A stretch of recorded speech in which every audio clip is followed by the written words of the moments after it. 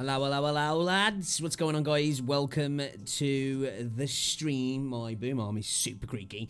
How is everybody doing? Guys, let me know if you can hear me all good. Would massively appreciate that. Are we coming through okay? Is it looking good? Are we sounding good? Are we doing this? Are we doing this? Let me know in the chat, guys. Always appreciated. And if you haven't as well, guys, be sure to drop a like on the video, whether you're watching this after the fact, if you're watching it live, whatever it might be. It's much appreciated. Share it out, all that good stuff. Just a little FYI for people. I will be back to streaming some video games tomorrow. That's the plan. Like I say, my sleep has just been insanely bad the last week or so because of the trading. So I'm just too tired to play video games, man. I'll look at the screen, I'll try and play a video game, and I'm just like, I can't do it. So, we will be back tomorrow as normal with the Twitch streams. But when it comes to doing these streams, we'll do these solely on YouTube, I think. I think that's the plan that we're going to do. So, yeah. But welcome. It's good to see you guys. Yo, Dapper, what's going on, fella? How's it going, lad? Good to see you, buddy. You can hear me all good? Sweet. Yo, know what's going on. Welcome to the stream. So, some crazy stuff coming out today, guys. It's been a crazy few days in the market. Elon Musk's turned into a professional freaking pumper. Just it's been jokes, and it's I've been making some profit off his crazy shit and away Doge has been going. But we've had some serious news today. Some news that could really be big, not just for investors, but for future of purchasing in general when it comes to actually buying mainstream stuff, which we'll get into in a little bit, guys. But how is everybody doing, man? Hopefully we're all good. Yo, Jamie, what's going on, lad? Welcome to the stream. I hope everybody's good in the chat, guys. You're having a good start to the week. Hopefully the Monday blues aren't kicking in too much, but welcome. It's good to see ya. I'm okay besides almost burning my missus' kitchen down. Oh shit, what'd you do? Dude, I remember I did that back in the day. And I was living with my ex. I think we was watching like X Factor or something. And I was cooking a steak. And that come on, and it was kind of like I was kind of like watching it at the same time, and I'm standing at like the entrance to the front room and the hallway, and like the kitchen's off to the left in the hallway, and I could see like flickering of light on the wall. I'm like, what the hell is all that like? And I was like, oh shit, running to the kitchen, the fucking pan's burning, flames licking up the roof. I had to paint the old bastard kitchen again. Nearly burnt the bloody flat down. I was only like 17 as well then. Fucking hell, I got it in the balls for months off my missus after that. You put pasta in the microwave and put water in the bowl. Holy shit. So I made his Tesla custom one for... Yeah, dude, man, the stuff you can do with the Teslas is pretty freaking cool, man. It really is. I never liked the Teslas before, but the new Roadsters, oh my God, they're sexy.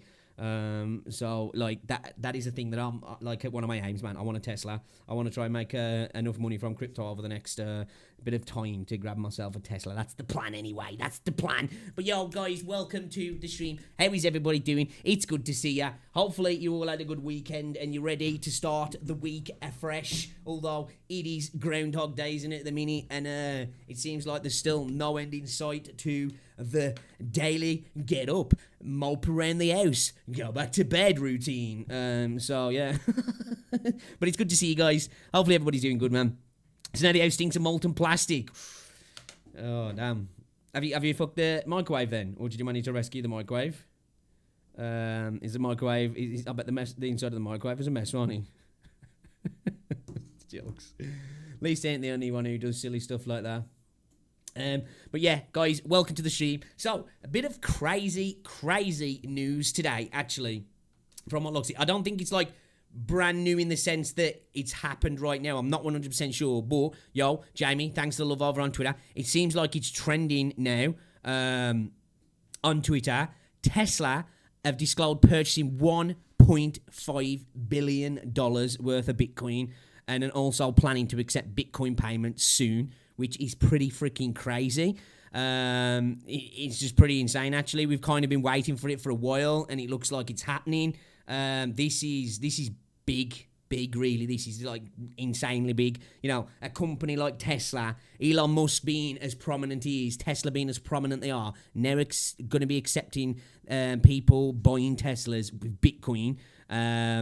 and investing in Bitcoin as well, which is just fucking insane. I should imagine that's going to create a bit of a pump in Bitcoin today. And also, hey, if they start accepting payments via Bitcoin, maybe I'll be able to buy myself a Tesla at some point soon with a bit of Bitcoin. That'd be lovely. But yeah, it looks like it's trending on Twitter now as well. I had a little read through some of the information regarding it, and yeah, it looks like it's all legit. Let's have a little look. Oh my days. Let's have a look at this here, guys. Bitcoin is breaking 42k. It's going fucking parabolic, boys. Oh, it's back testing support now with the previous high. This is the breakout we've been waiting for, people. This is, oh god, let me get this up. You guys can't see that a second. Let me make it so you guys can see. This is fucking crazy. This is the shit. This is the shit that we've been waiting for, man. This is what people in the market have been waiting for. This should create not just Bitcoin pumps, but pumps across the freaking market, man. This is good shit. Look at that. From the announcement that Tesla are investing in Bitcoin. Look at that. Look at that, man. That parabolic upturn. So now we're breaking into new territory now, guys. We're at an all-time new high. We're back. We're dumping a little bit here to back test this support. If we back test this support, guys, and it holds, which there's no reason why it shouldn't now, because this has kind of become, you know, it really has. Well, it's not the strongest support, but this is definitely decent support, and we're in some crazy moves right now, guys. It looks like it is back testing off that previous all-time high. We could see a snap to 50k very fast, man. We could see a 10 grand increase in no time in Bitcoin at the minute. This is fun. This is cool. After all the Doge bullshit I've been having to, don't get me wrong, I've been making some money off Doge, but like, of all the Doge bullshit, like, this is insane, man. This is what I've been waiting for, really. Yo, Ryan, what's going on, dude? Welcome to the stream. Yeah, Jamie, thank you very much for the love over on Twitter, dude. I do really appreciate it. This is big news. We've been kind of assuming for a while, which, you know, is always a bad thing to do. Look at that bad boy, man. Look at that. Look at that. It's looking lovely. It's looking bloody lovely. So yeah, this is pretty freaking insane. You're gonna be able to in future be able to buy Teslas with your Bitcoin if you get Bitcoin or you've got Bitcoin. So this is a great time to be in the markets, man. Absolutely amazing time to be in the markets. Let's get rid of Twitter there. But yo, how is everybody doing though, guys? It's good to see ya. I think the microwave's okay. It just needs a good clean out. I can imagine, bro. See, I'm surprised you're having to freaking scrape melted blobs of plastic off the base of the microwave. That's jokes though still, man. I love it. Let's have a little look what Doge is doing as well. Seems like Doge looked like it was taking a bit of a dump. There's been a bit of buying pressure to pull it back up. Like I said, it looked like what happened with yesterday with the dump. Elon came out and kind of saved Doge off the massive dump by making another tweet. And I said yesterday, if that would happen, what's fucking Binance doing? I said if that would happen, we might actually see another lower high. I don't know what the freaking hell Binance is doing. Can you sort your life out, please? Can you sort your life out, please? Yeah, come on. Oh my god, Binance, what are you doing, man? Is my internet playing up? No, it's just that particular freaking, what's it, isn't it? What are you doing, man? Let me see the things. 2 bottles of Febreze and the house still stinks. Dude, melted plastic, burning plastic is not a smell that goes away quick, man. It's fucking horrible. Is your missus in? Or am you trying to freaking repair the damage before it gets back and tans your ass? Yo, guys, want to get yourself a little bit of free crypto as well? Incent code is at the top of the screen. You can get access to Incent by going to Incent on the App Store, on the iOS Store, or the Google Play Store, guys, and you can get yourself a little bit of free Incent just by watching the streams, which, you know, what the hell, bro? Like, what the actual hell is this doing? Give me a second here. Let me switch over scenes a second, because I just wanna have a little look here, what it's doing, because this is kind of annoying me. Okay, that particular tab just seems dead. It's like it's just dead. Give me a second here. Let's open that up. Is the stream running okay, guys? I don't know if it's because of what's going on with Bitcoin at the minute that Binance is like locking up, man. Binance is getting hit with a lot of traffic. I guarantee it, man. Binance is getting hit with... We'll have a little look at fiat leak in a minute, because I would imagine there's money is pouring into Bitcoin right now. Give me a second. Binance is just shit the bed. Absolutely shit the bed. He needs 25k. Oh yeah, dude. As days go by, we get further and further away from 25k. We hit 25k, and then YouTube's like, nah. Now what we're gonna do is we're gonna send you backwards. So yeah, it is what it is. Alright, let's get Doge up here and let's put it on the futures, and hopefully it actually works here. I think it's because there's a massive load happening with Bitcoin. This is kind of crazy. This is kind of crazy. I didn't expect this news today. I thought it was going to come, but with everything going on with all this Dogecoin stuff, I don't know, maybe that's been a bit of a distraction for Elon at the minute. You know, to try and avoid his real agenda. His real agenda. Give me a second here. I want to go on derivatives, and I want Doge. Okay, you'll have to bear with here, man. You'll have to bear with me, guys, because Binance is being slow, like super slow. I think it's just because of what's going on with Bitcoin at the minute. There's like crazy amounts flowing into. What, it keeps logging me out? What the hell, man? Let's have a little look here a second. So what sort of cash is flowing into Bitcoin? Oh my god, that's crazy. That's crazy. Usually that's at about 3. It's at 24. No wonder Binance is shit in the bed. Oh my days, bro. That's fucking crazy. Shit. Okay, so today's gonna be a little bit mental, guys. Give me a second here. I don't know what I don't know what Binance is bloody doing. It's freaking annoying me though. Where are we? It's wait, what? Okay, logged in.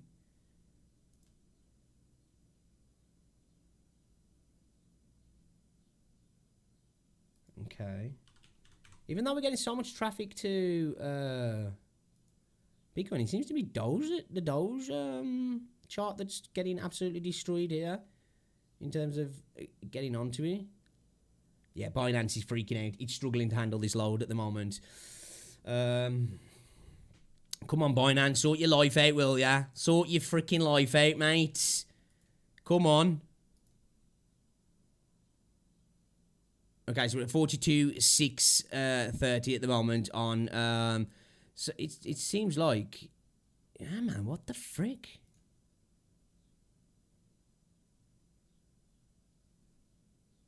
Give me a second here. Binance has literally crapped itself. I think because there's so much traffic going into it at the moment.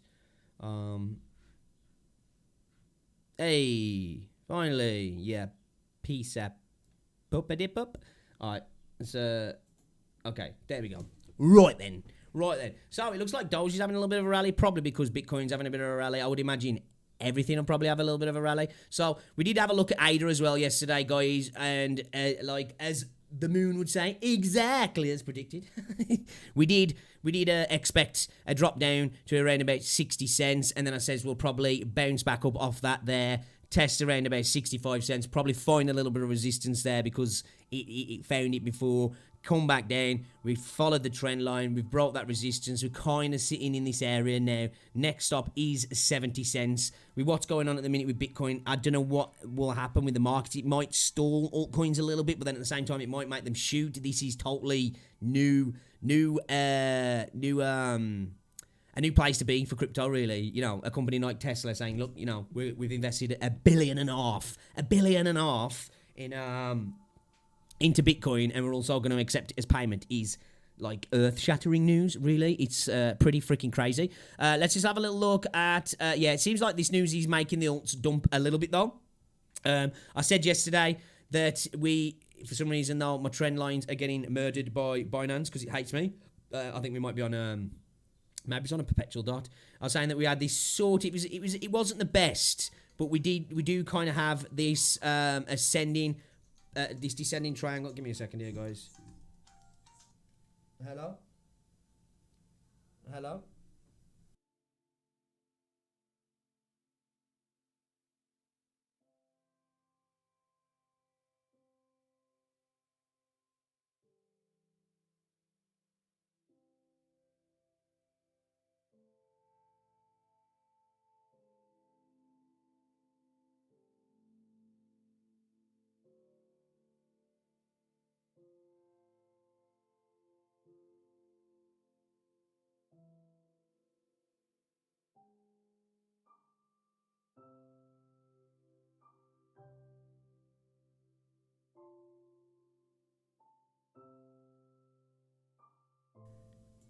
Sorry about that there, ladders. The missus. It was the missus.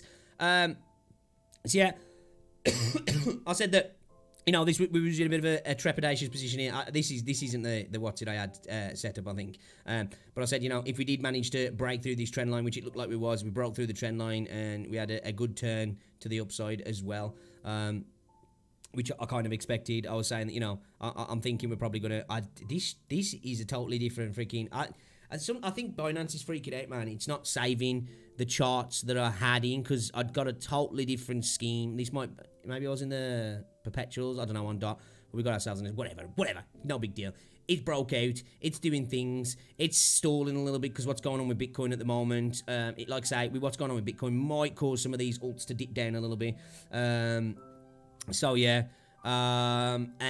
Tesla accepting Bitcoin, and a Bitcoin goes, you what, mate? I'm gonna jump 4K. Let's go. Let's fucking go. That's what I like to see, man. That is what I like to fucking see. Surely not still online. I've been live about 20 minutes, I think. About 20 minutes. I've been doing some stuff this morning, so I was on a little bit later. Where are we? Hey, what's going on?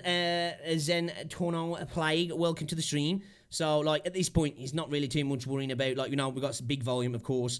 There's no point really watching the RSI and the MACD there because in these sort of movements, that ain't going to tell you much. All we know is there, blue sky breakout. I wouldn't be surprised if we're at 50k quick. You know what I'm saying? Like, quick. So, that's definitely a thing there. I you sitting watching charts, never see you place an order. Oh yeah, man, I bought some orders yet. Oh, I ain't gonna place my orders on screen. Fuck that. Be getting people stealing my shit. I bought in more ADA yesterday. I topped up my bags here. Got 3 sets of ADA yesterday. I got a little bit more DOT yesterday as well. I scalped my profit off my Doge yesterday. Took $100 off of profit, like, so I made a nice bit of shed there as well. ETH towards against BTC is dumping at the minute. That makes sense because fucking Bitcoin's pumping. I wonder how far Bitcoin's gonna go. I wonder how long this is gonna take us up, man. This is interesting. I might just put a cheeky little lung. Yeah, dude, that's why it's pumping right now. I think I might just put a cheeky little lung on what you call it, man. On Bitcoin. Let's go into derivatives, man. Oh, if people get all your details and stuff, access to try and fish your shit in it, man. You know what I mean? I don't like to put any of my sell orders on screen. I would make an order if fucking Binance fixes its fucking self. Sort your life out, Binance. Sort your life out.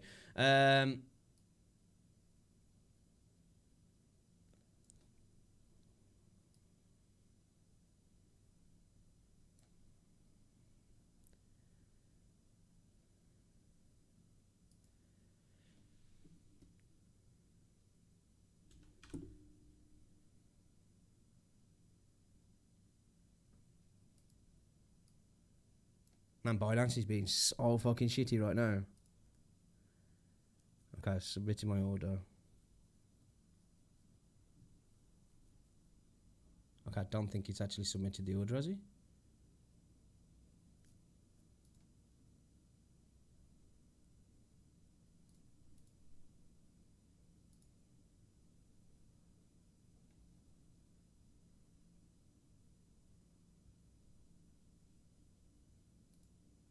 What the hell?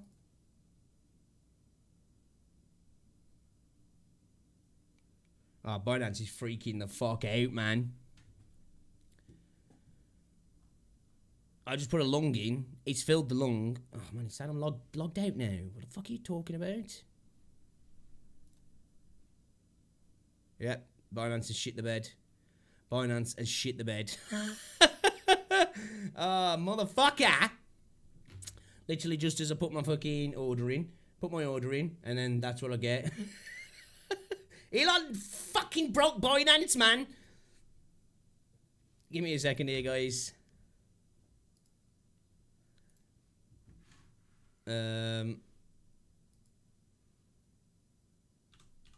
Let's see what fucking Binance are saying, man. Have they put a tweet out? We're aware of some temporary difficult accessing Binance.com. Rest assured, team is working on. Thank you for patience and apologies for any inconvenience caused. Nice, that's great. That's great. That's great. Can you fucking hurry up and fix it, lads? You know what I mean? Conceding. I don't think the order filled, though. To be fair, but I bet it would have probably have ate the cash. I'll probably end up having to watch him call it.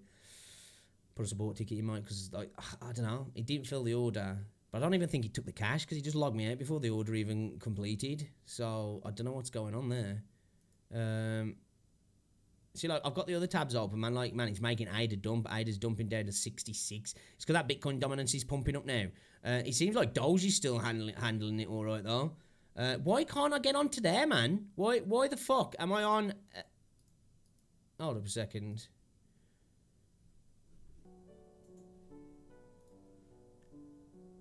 See, I'm able to do this. Oh, no, there you go. Yep, there you go. Okay, awesome. Lovely jubbly. Lovely jubbly. Gotta love it. So, fucking Binance has shit itself. No idea if my order's in.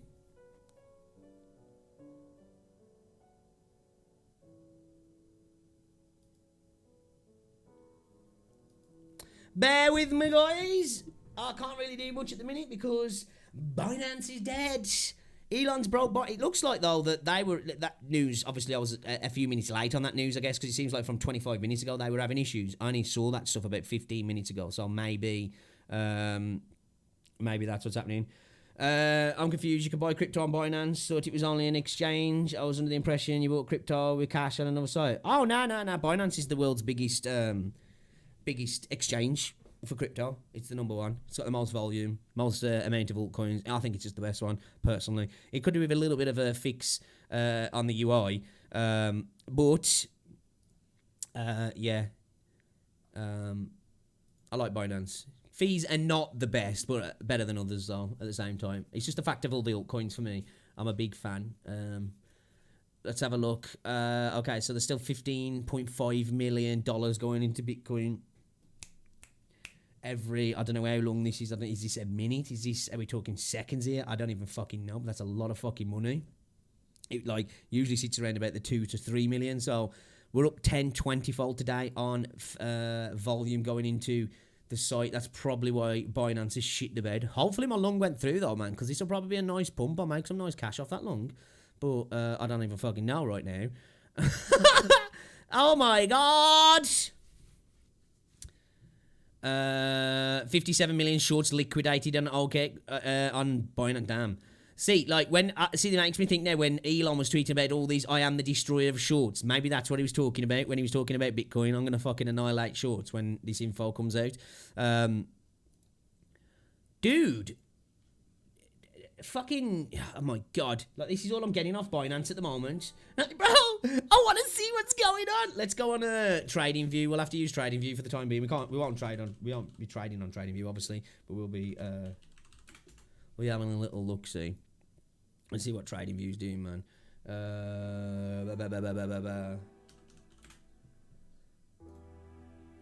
Let's have a look. We'll just have to. We can't really do anything here, but we can follow the market a little bit because I can't get on Binance at the moment. They need to fix that, man. They really need to fix that. What are we on here? Weekly. Let's have a look. Let's have a look at the book. Shadrach. Oh, this is on BitBay. We don't want that. We want the Binance. The Binance, man. The Binance. Okay. All right. Let's have a look, bro. Like, I don't even know if my lung ever gone in, man. I went a little bit higher because we're already part pumped there. We could see a little bit of a dip back down to 42k. I thought I'd go in at 44.5 because then it's probably going to be stretching his legs properly then. But yeah, I don't even know if that order got filled or what now. I can't put my stop loss on. So it won't get liquidated. It'll have to drop down to like 30k for my order to get liquidated. So yeah, Bitcoin looking strong. Doge looking strong as well. It seems like Doge is rallying off that news. I don't know why. because all the other altcoins are struggling off it. Doge just anything, when anything comes out about Elon Musk, Doge is just like, "Rah!" People just start buying it, like, even though he's not even mentioning, it's not even mentioning Doge. It's all about the Bitcoin, baby. The real currency. Call this dog currency. Although, you know, it's fun because you can make money off it. But still, look at that, man. So, we obviously smashed through the all-time high because of that. Destroyed it. Absolutely destroyed it. At this minute, man, we're kind of in a blue sky breakout. So, whatever happens here is kind of anybody's guess, but I wouldn't be surprised if we, you know, we're pushing 45k. I said if we break 42, we'll be at 40. We'll snap to 45k. If we get to 45k, we'll snap to 50k. I think in this sort of market now, we're in a bull run. This has just been announced. I wouldn't be surprised if you fly past 50, hit 60. And then, you know, anybody's guess what happens, man. Really is anybody's guess. Like I say, some people are still thinking we're going to see 100k Bitcoin this run. Some people even going as high as saying 320k. I think 320k might be a little bit of a push at the moment. That's something that we'll see in the future, I think. But 100k is definitely possible, man. We're nearly halfway there already. And the end parts of bull runs are typically where shit goes fucking parabolic. You know what I mean? I can only see the option to purchase coins with BTC. I'm really struggling with getting my head around crypto. Right, are you on Binance? I can't really show you on Binance at the minute because Binance is fucking up. If you go on Binance, you got your bank account attached to it, I'm going to assume, yeah? So then what you want to do is go to USDT, right? USDT, so you want to buy that. So that acts as a money market. So you buy USDT with cash, okay? And then you use that USDT to buy your crypto. Do you know what I'm saying? So this Tether US, it's a stable coin that's backed by the dollar. So it's worth what a dollar's worth. So, you know, you're getting conversion rates to dollar. So you stick 100 quid in, you'll get like 120 USDT, something like that. And then you use that USDT to purchase your crypto then. If that makes sense. So basically, it acts as a go-between between your fiat and the crypto. Like, Coinbase is really the only one that I know of where you could just, like, at least in the big ones, where you can just directly just buy it. Like, when it comes to Binance, yeah, you have to go through. You got USDT, you've got BUSB, which is the Binance stablecoin, and then there's USDC, which I think is on Binance. I'm pretty sure it is. That one's a bit more regulated, USDCs. But USDT is the one that mainly people use, if I'm honest. It's the one I always use, really. But if I'm ever thinking of holding, because like USDT is kind of good as well for stable money. You can hold it there and just, you know, sometimes you'll get a little bit of interest here and there, like depending on how the markets are going. But if you're going to ever do that, I'll probably put it in USDC because it's a little bit safer. Yeah. Like say with Coinbase, if you went on Coinbase but they pay higher fees, you could just directly buy Ethereum or Bitcoin straight from your cash. You can go GDP to BTC or GBP to ETH, like, but you can't do that on things like Binance. You have to go through that middleman of the USDT. Binance, fucking sort your shit out, man. Like, dude, like, really, while this is happening, Binance fucking dies. Like, are you kidding me, dude? Like, it's like, come on, man. It's just fucking the worst thing that could happen. Just as I'm trying to put in a fucking leverage long as well in the middle of that, and it's like Binance is like, nah. Yeah, Coinbase lets you use pounds, yeah, but you'll pay a lot higher fee. A lot higher. It's probably, I think it's about 4 or 5 times higher fees than Binance, and you don't have access to that many alts. It's mainly for like Bitcoin. If you're going to buy Bitcoin and Ethereum, Coinbase is great for that. But if you want to get access to all the altcoins, Binance is the way to go, man, in my opinion. So yeah, guys, I am trying to track Bitcoin on my charts, but Binance has shit itself just as I was trying to get into a leverage trade. So yeah, we're kind of just sitting around at the minute. I'm hoping my leverage trade hasn't gone through now because it totally fucked me. So hopefully that hasn't actually gone through. So that was a bitch. But yeah, good news on the Elon news. Anyway, that's for sure. So $1.5 billion. Shit's trending now. Tesla's trending as well. Elon's trending. Michael Saylor tweeting about it. Nice.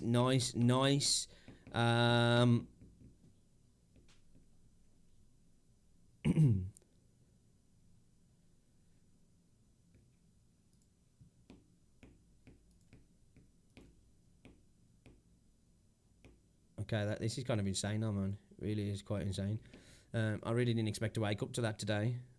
It's good, though. After all this fucking Doge pumping, it's good that actually real coins are getting announced. I know them dudes on that stream that I've been watching just lately are going to be pissed. They're going to be pissed. So it's slightly cheaper to... Well, it's not cheaper. Well, sometimes you can get slightly different prices on exchanges, depending, because, you know, sometimes there can be a little bit of a difference between the actual price depending on volume and all that sort of stuff. But the fees are cheaper, yeah. The fees are definitely cheaper. I think, and it's not much. I think when I could sell one ETH token the other day, which I think was around about 1,200 quid. When I was just checking, I was going to sell the one ETH token, and I think it was about five or more quid charges, which doesn't seem a lot when you're selling 1,200 quid's worth. I get it, but you know, it builds up, man. You know what I'm saying? You especially if you're doing any sort of, like, you want to do a little bit of trading on a little bit of a shorter timescale, where you're like, right, I want to buy something now and scalp a bit off at the end of the month, and even start to do a little bit of trading on a daily thing. You know, I'll buy a little bit of that today, and I'll sell a little bit of that. You'll end up paying fucking stupid amounts of money on Coinbase, because I did a little bit before. When I first started, I did a little bit of trading. Fucking, at the end of the day, man, I got 27 quid in fucking charges. I was like, fuck this place, man. Like, I'd made the money on top, like, obviously. It's like, bro, I fucking, you know, if he was at work, that's a couple of hours of work, man. Yeah, no, obviously, you know, you're not like at work like that, but, like, you know, that's a couple of hours. Give me a second here, guys. I'm still trying to get fucking Binance to work. It seems like it is totally kaput at the moment, though. So here we are. It seems like it's slowing down a little bit there. What's the money coming in via Fiat Leak? Like I says, I think we got up to 30 million at one point. Like, we're back down to like 10, 11 million now. Litecoin's getting a spike as well. It follows Bitcoin. Bitcoin pumps, Litecoin pumps. ADA's still getting cash coming in. Bitcoin Cash seems to get a little bit of cash coming in as well. That's curious. I wonder if that's rallying off the news of Bitcoin, maybe, because they're hoping to become... Because basically, Bitcoin Cash is wrapped Bitcoin in the sense that it's just a faster transaction. Chainlink doing things. Come on, Binance, sort your life out. Sort your freaking life out. I can't believe this has happened and Binance has shit the bed, man. I was just singing Binance's praises the other day, saying, like, you know, because friggin' Coinbase typically loves to go down in when it's high volatile things. So, like, you know, when someone's shooting up or about to shoot up or someone dumping, you're like, oh, let's get a short in, let's get a long. No, I can't even fucking do anything. And now Binance is doing that to me. So that's great to know.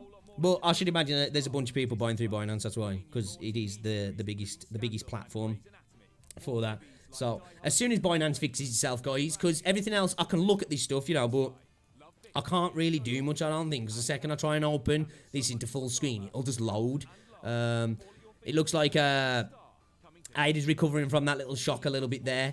Probably going to see a continuation to the upside of ADA. We've come down. We're still finding support on this trend line. I think we're going to test 70 cents again at some point today, in my opinion. I think we're going to break back up on... Look, Polkadot's doing the same as well. That shock brought it down a little bit. It's recovering from it now as well. ETH's pumping by the looks of things. We're back above $1,700 by... I probably shouldn't have done that because... See, why the fuck? Can't I get fucking this to come up then? Hold up a second. Give us a second, guys. I do apologise for this. This is not exactly what I want to be happening, but, you know, we are where we are, I guess. Let's open up Bitcoin there. Why when I click on Bitcoin, does it... So it's just logging me out. But I'm logged in before I click on Bitcoin.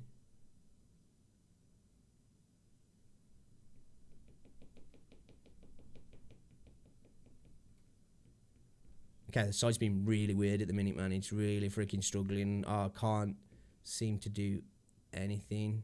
And when I do try and click on certain things, the website's just like, yeah, you're logged out now. Oh, get off. Okay, right. So my long did go in. We're at like what 1.5% profit at the moment. I only chucked in a little one there though, man. It was only like 0.00.1 Bitcoin. So we only got a little bit there, but we're got a cheeky little long on Bitcoin there. Hopefully Bitcoin continues to do its thing. What was it getting? 44,161. Right then. Let's maybe give ourselves, what's our liquidation? It's going to be like what, 29k. So let's maybe give ourselves a let's not worry too much about a stop loss right this second, man. Actually, with what's going on, it might be a good idea. Let's maybe put a stop loss at 38.4. I think that's what we'll do. Cause I don't think it's going to, but with it making moves like this, it could take a little bit of a shit. It really could. You know what I mean? Really could. Alright then, okay, stop limit, put it at 38,350, say. Let's do that.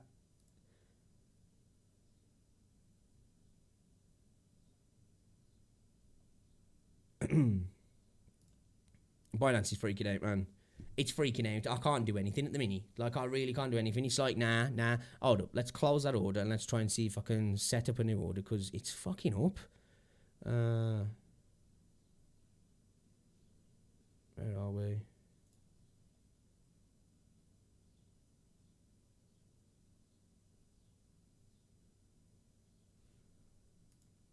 Binance is so broke right now. Hey, Rosie. Upstream request timed out. Yeah. See, I tried to put a limit, a stop loss in then. And it's not working. So let me just cancel that order.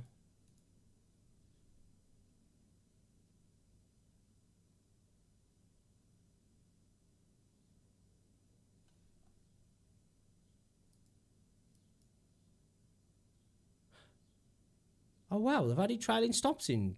Oh, wow. They've added trailing stops into Binance now. That's new. That is totally new. I didn't know about that. That is fucking awesome. Give me a second there, guys. Binance is still being really freaking dodgy, man.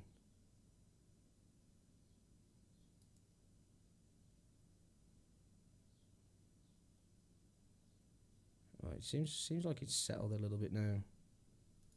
Well, I've closed that position for the time being because it's been really weird. I don't know if maybe they're having issues because I've added in a trailing stop now. That definitely wasn't there before. I don't remember having ever a trailing stop. I remember seeing somebody on Twitter the other day asking about a trailing stop, so that's great. So then what you can do, price goes up, you can set a trailing stop that'll follow the price. So, you know, if it ever does dip, obviously you'll have a little bit less swing for it to dip and continue on, which could mean you lose out on a bit of profits, but it'll stop you losing because as the price comes up, your stop loss follows it as well. It dips back down, hits the stop loss, boom, you cash out. You know what I mean? That's kind of cool still. I like that. So yeah, okay. Seems like Binance is working now. I've cancelled my order though because it's freaking out. We was up 2% profit there. Whatever, it's minor. It's only a tiny little bit. But we are gonna wait a second, let Binance stop freaking out a little bit, and then we'll make some orders because I don't want to put an order in and it not go through properly or go through too early or go through too late and I end up being in a minus. Something like, obviously, if I'm longing it this, like say, you'll be all right longing Bitcoin. You know, longing Bitcoin in a bull run is a kind of a safe bet, really, unless you're going crazy leverage. You know, if you're going fucking 100x leverage and your liquidation price is like $300 less than what the price is now, then you're going to get yourself into hot water. Nothing notify me that you're alive. Yeah, it's probably because I'm doing a bit of a crypto. Well, YouTube never notifies my stuff anyway, but it's probably because I'm doing stuff about crypto. YouTube kind of shadow bans people who do crypto content from what I've seen. So Binance is trending. Yep. KSI is like, Binance, please, fam. Oh, fuck my life, man.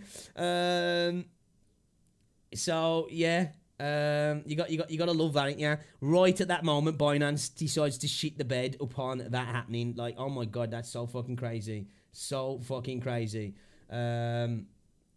Okay, let's have a look what's cracking here. So yeah, we're just gonna wait a little bit. Let's Binance do its thing. I ain't gonna make any purchases while he's doing this because, like I said, I don't want it to fuck up the purchase and it to start freaking out. Let's have a little look at ADA a second. Back up to 67 cents. A lot of buy pressure off that supply there. If we can try and where we at, 15 minutes left on the hour. I think we're going to probably see a bit of a continuation to the upside there. I think this all came off that announcement. It made alts shit the bed a little bit. It looks like fucking hell, Doge is pumping. Doge is pumping. I wonder why that's made Doge, but I think it's the Doge maximum. It's like, whoa, fuck that. No, we're gonna buy Doge because you can't have Bitcoin. No, it's gonna go to 8 cents again, bro. This might cause a blow off top though. This might, because if Elon's not here to save him with his tweets, this might cause a blow off top, man. We are following the trends. We could see a higher high here, but we could get a double top, total blow off, and see a massive dip here with Doge. It'll be interesting to see what happens in the next 20 minutes with Doge. Actually, will we pass through? Will we level out round about here and have a fat blow off top and see a big dump? Both are possible at the moment. Like I say, with all the hype going around, with this news now, it depends if Elon keeps tweeting about Doge. With this news now, we could still see some continuation to the upside on Doge, and maybe see a 9 cents, possible 10 cents. I was thinking yesterday, with all the news going on with Elon, we might see a 12 to 14 cents, but I don't think we're going to. No, I think we might see a bit of a blow off top. I'm curious to see though. I didn't expect Doge to rally on this news either, if I'm honest. I really didn't expect that to happen, so that's quite weird, actually. We've had a fat rally. It dumped off that news by the looks of it, and then just decided to rally, so curious. I wonder if has Elon tweeted about Doge at all again? No. So I wonder why Doge is pumping so hard then, man. Doge just seems to be just a different breed at the moment. It really does. Like, it is going for that 8 cents. Like, if I was really in here now, like I said, anywhere in this area anyway, it's a nerve-wracking point to be in Doge if you've got a lot of money in there. Like I said, I've took my profit. I scalped even more profit off the profit I put back in. I don't think I have any Doge left now, actually. Do I? Where's my what's here? Oh, I got a little bit. I'll just leave that though. So yeah, man, Doge making moves. Looks like Polkadot's still trying to recover. ADA up to 68 now. I think it's really going to go for that 69. If we get a breakthrough here, we could see 70 upside. I think if ADA does that, man, I think we could see 90 cents very soon. $1 is looking more and more likely in quite quick time, actually, with ADA at the moment. It's making moves. I think our all-time high on ADA, I think, was $1.50, wasn't it? Something like that. I think it was. So that's our all-time high. This is where we're pushing for at the minute. If we can break through that $1, there's no reason why I don't think we can go for that 150 in the market that they're in at the minute. If we break through that, I think $2 is very much a possibility. Very much a possibility. I've been picking up ADA as much as possible over the last couple of days. If we make it just even a little bit of a move now, that'll make me a couple of $100, so that's nice. Bitcoin seems to be having a little stall out here, to be kind of expected off that sort of parabolic move. Now what we need to really do is Bitcoin needs to come back and test that support from the. Let me see if I can. Let me see if I can have a proper look at Bitcoin here. I want to have a look in derivatives, man.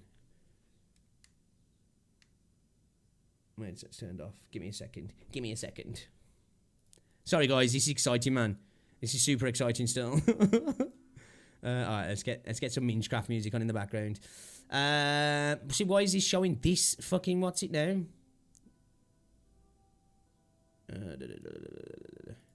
Oh, that's why, because we are on perpetuals. I didn't want to be on that then.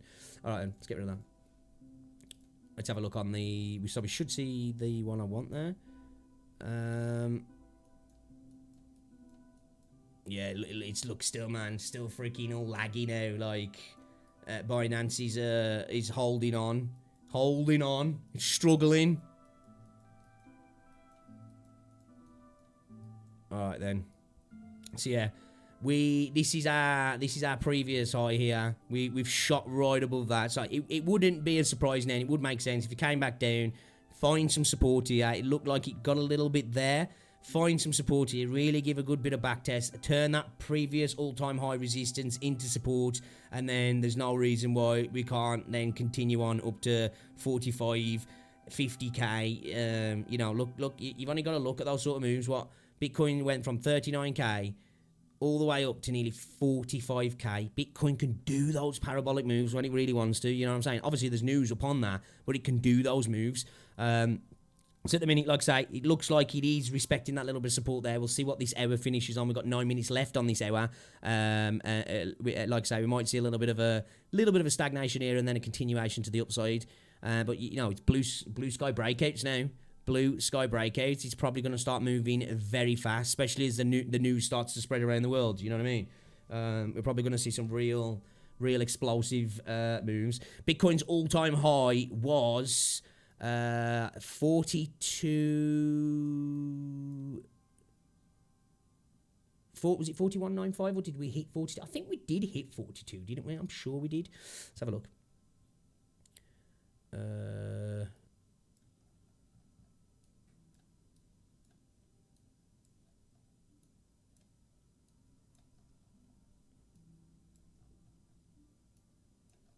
I think it just pipped over 42, if I'm right. 42, short of just a dollar or two short. So 42 was its all-time previous high. It's sitting $1,600 above that previous high now. So like I say, if it is trying to find a little bit of support there, if you can finish that hour with showing some support there, even if we have a little bit of a dip back down to really make sure we're back testing it to show strong support and then continuation to the upside. So yeah, at the minute, like, no point really following shit like fucking the MACD and the RSI because it's in a parabolic move. You know, you just got to ride this one, see what happens. But I think we will see 45k by the end of the day. Possible. It's definitely possible. Might see a little bit of a consolidation after that pump just to get things back in order and then continue to the upside. Last time he tweeted, though, it did kind of give a bit of a trend reversal and we had, like, strong push to the upside then. So it makes sense that'll continue now. It looks like Doge is having a little bit of a pullback by the looks of things. Like I say, there's a lot. This is a psychological limit for Doge anyway. We saw yesterday there was a lot of sell orders and selling pressure around this level. Looks like that's the same now. I'm not even sure where this push has come from, if I'm honest. I'm quite surprised by that. We look like volume's low. I think it's just reacting off the news, what's happened with Bitcoin at the minute. I feel like as soon as Elon's name's mentioned at the moment, Doge just starts rallying. I'm expecting some possible pullback, though. I think if we manage to get up to here, we might have a blow off top. I really do think we might, and we might see a big dump on Doge then, possibly, maybe even down to around about 54 cents, which is not the end of the world. If you come back down to 54 cents, in the long run, we're still kind of getting a higher high, and we could see some uptrend again. It's possible. Or, you know, it could just push through for a little bit. It's like I say, Doge is in that kind of period at the minute. It's not something that I'd like to guess. Like I say, I think max it can possibly do is about 14 cents, and that's with Elon tweeting and all that. But now with this, what's going on with BTC, I don't know if that's really going to be a thing, because now trending on Twitter, it's going to be about Bitcoin. It's not going to be about Doge for the first day in the last couple of days, actually. So that might make a big difference as well. Didn't it hit 60k once upon a time? No. 60k is what people are expecting it to maybe move to. Well, this is big. It can't be now. I'm not ready. Yeah, we're in all-time highs now. This is what is a blue sky breakout, really. It's kind of hard to tell where you can go to in those. So you can get guesstimations, really. But, you know, like I say, we could hang around here for a bit. It could snap to 50k like that. When we went past the last all-time high of 20k, we were at 30k in no time. And then we were at 40k. We doubled in fast succession. You know, it still could do that. There's no reason why Bitcoin couldn't double again and go for 80k next. Now that it's broke, all we need to do is just find some serious support there, which, like I say, would be good if we come back down, get a little support, create it as a level of support, then continue up. So if we do get some dumps, that'll be a nice, strong level for us to come back down to again. It'll be nice if we, you know, we see dips and we're like, oh, we're dipping back down to 42k. You know what I mean? Like, where for the last few weeks I've been saying, like, this is like, Elon and he's timing this stuff perfectly though, because what was I saying last night? We've had this mass consolidation here for a while now, and I was saying the next time we really test these, it could be a powerful move. You know what I mean? Because of all this consolidation, it's coiling up and it's ready to break through. And with that news coming in as well, that's just like added fuel to the fire. So we've got a few minutes left on the hour. Like I say, we're going to see a little bit of a slowdown on this, because if you look at Fiat League, this was above 30 million when that news just first came out. We're back up to 20 million again, so there's still a lot of fucking volume coming into Bitcoin at the moment. So it's anyone's guess what it does, man. It really is. Like, you know what I mean? Like I say, if we get some test support around here, I think that'll just then push things higher. That's really what we kind of want to see now, to be fair. I want to see this come back down here, really find some strong support there, and then continue on up. So yeah, if only I didn't get back to weed in the summer lockdown. That cash could be making me rich now. Yeah, man, I'm so glad I got in when I did. You know what I mean? Like, I'm loving it as well, man. And my aim now is, by the year 2024, is to be financially free. You know what I'm saying? Yo, guys, want to get yourself a little bit of free crypto as well? See the code above my head. If you go to the iOS or the App Store, search Incent in the App Store, guys. Get it downloaded on your phone. It's on the Android and iOS App Store. Search Incent. That's INCENT. INCENT. Put the code in. Get yourself some free crypto, guys. You know, why not? It's free, isn't it? End of the day. It's not worth that much, but you never know what could happen in the future. And at the end of the day, you got it for free. No mining either. No bullshit. None of that extra crap. You might just have to watch a little ad or something, but that's better than fucking using your phone as a crypto miner, in my opinion. But yeah, man, that's the plan. 2024, I want to try and be financially free. Like, this time is not so much about making money. This is about scalping as much profit to reinvest when the dips come, and then build my bags so that come 2024, I can finish 2024 and go, you know what? I'm never fucking working again. That's the plan. You know what I mean? And I want it as well that Rosie never has to go back to work as well. That's what I'm aiming for. And as a little extra caveat, it'd be sorting out the house and buying a Tesla just for Elon.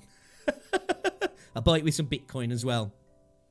All right, Rosie, I'll see you at 5, babe. I'll see you at 5. It's all good. There were more opportunities. This made me realise I need to actually... Yeah, dude, there will, for sure. You know, and as well, like, look into other projects. You know what I'm saying? Like, with the explosion of crypto now, with these sort of moves, big companies getting involved in Bitcoin, they're going to start to notice the power of other cryptos as well. Like I say, things like this ADA. I'm telling you, I think ADA is going to make people rich, bro. You know what I'm saying? People are going to be made rich off ADA. People who got in early are probably already getting to the point where they're making some serious cash off ADA. You know what I mean? Like, let's have a look on the daily. Let's have a look on the daily, see where we are. Look what ADA's doing. Do you know what I mean? Look what the fuck ADA's doing. You know, you've only got to go back to April. The shit was 4 cents. It's 68 cents now. What sort of move is that? Well, let's go for the 2 cent. That's a 2,600% increase. You know what I mean? So that's your 26 extra money, which is fucking nice. You know, like if you'd have put 10 grand into that, you'd have 260k now in the space of a couple of months. You know what I mean? That's the sort of move. And I know, like, obviously 200k, what's it, 20k, 10k, it's a lot of money to put in. But, you know, you've only got to get a few 10, 20x's, you put a grand in something, you manage to flip a 10x on it, you got 10 grand, you make a smart investment, move that over into another project that's looking like it's ready to coil up and do a 10x, you know, you got fucking, you know what I mean, you go from a grand to 10 grand, you go from 10 grand to fucking 100 grand, you know, obviously this is fairy tale stuff, because pulling those sort of moves is hard, but it's possible, you know, you take that 100k into another 10x possibility, and you're fucking sitting at $1 million, you know, they're risky plays to take, but it is possible. They're not the plays I would probably take, because I'm a fucking pussy. You know what I mean? Like, I'd probably, like, if I turned a grand into 10 grand, I'd then probably, like, split that up into a couple of different assets. But, you know, if they all 10x, the same fucking thing. If you put a grand into 10 different projects and you get 10x's off 10 projects, you're in the same situation. They really are. Like, if you are smart and you get in at the right times, you can make money, serious cash, not overnight cash, you know, sort of cash what you could do that in like a year. You know, you get, like, say, you got in at April last year. The best time to get into crypto was when the COVID thing hit. The crypto dumped. Ethereum is what? Sitting at just under $1,700. I think you could get Ethereum just at the COVID dump for like $90, something like that. That's insane. That's insane gains. I think at that point Bitcoin was around about, what was it, about 4K, 46K or something like that. You know what I mean? Now we're sitting pretty at $43,000 fucking dollars. It's just insane. Like the this year is going to be crazy. Alt season's upon us. Bitcoin's booming. Ethereum's looking nice. You know, Christ, like I say, even fucking Doge is looking nice, which Doge does cycle. And like people who don't realise that they'll be like, oh, you know, this is different. Doge has done this before. Doge does this shit, like, you know what I mean? It does this kind of stuff. It's a little bit different. It's a little bit more powerful. It's sustaining a little bit more this time, but that still doesn't mean it's not coming back down to earth with a big crash, because it's gonna come down with a big crash. See, like, I'm really put off fucking putting an order in now. I really want to put an order in, but I don't trust Binance at the minute, man. I feel like it's going to fuck my order up, because on my sell order, when I put it through then, that's why I cancelled, because I put my limit order in, and he put my limit order in all wrong, so I was just like, you know, I'll just fuck it, I'll just cancel both of them, I'll take that little 2% profit, and we'll wait a little bit till Binance settles. I'd rather, like I say, I'm not that person. I'd rather lose even $100 profit than have an order go in that just totally fucks up and freaks out my stuff. You know, I like, because I put the order in on an isolated 3x, and then when Binance decided to load back up, it was saying I was on a cross 20x. It hadn't put it through as a cross 20x. It was on a 3x leverage, isolated, but it was telling me it was on a cross 20x. And he's like, no, because that sort of, with my sort of margins, a cross 20x, man, I don't have to have a dip of a couple of percent and I'll be liquidated. So yeah. I haven't been able to get transfer to work, get a transfer to work on Binance to fund my account last year. I've been having, some people have been having issues with Binance just lately, especially with, you know, with the KYC as well, taking a long time for them to get accepted as well. Me and Rosie had issues though. Like, it was taking ages for me to get my photo verified. In the end, I had to do it via Rosie's. Like, the main Binance account that I use for trading, it's Rosie's account. We've got two, like one for me and one for Rosie. But I had to use Rosie's because Binance was just like, every time I take my picture, it was just like, nah, bro. You don't exist. So, Rosie had to do it. But how you doing anyway, though, Mike? It's good to see you, bro. Welcome to the stream. Welcome. So, it looks like we did find support there. It looks like it's probably not going to come down and finish, at least test it properly. Although we have kind of tested it. I thought we might come back down, test it again, and then see an upturn. But it looks like Bitcoin is just going to be like, nah, 45k is calling. I'm going to strangle 45k right in front of 50k and look at it in the eyes, saying, you're next, bitch. You know, like, I think, though, we're at blue sky breakout now. Totally possible that we could be up 50k by the end of the day. I know that sounds mad, but we could. We genuinely could, off this sort of news as well. Blue sky breakout with the news that's going on. That's jet fuel, man. Like, 50k at the end of the day might be a stretch, but 45k easy, in my opinion. We've just gone from 39k to 44.5k at one point. Nearly 45k. There's no reason why we can't do another fucking 5k in this day. Like, you know, this is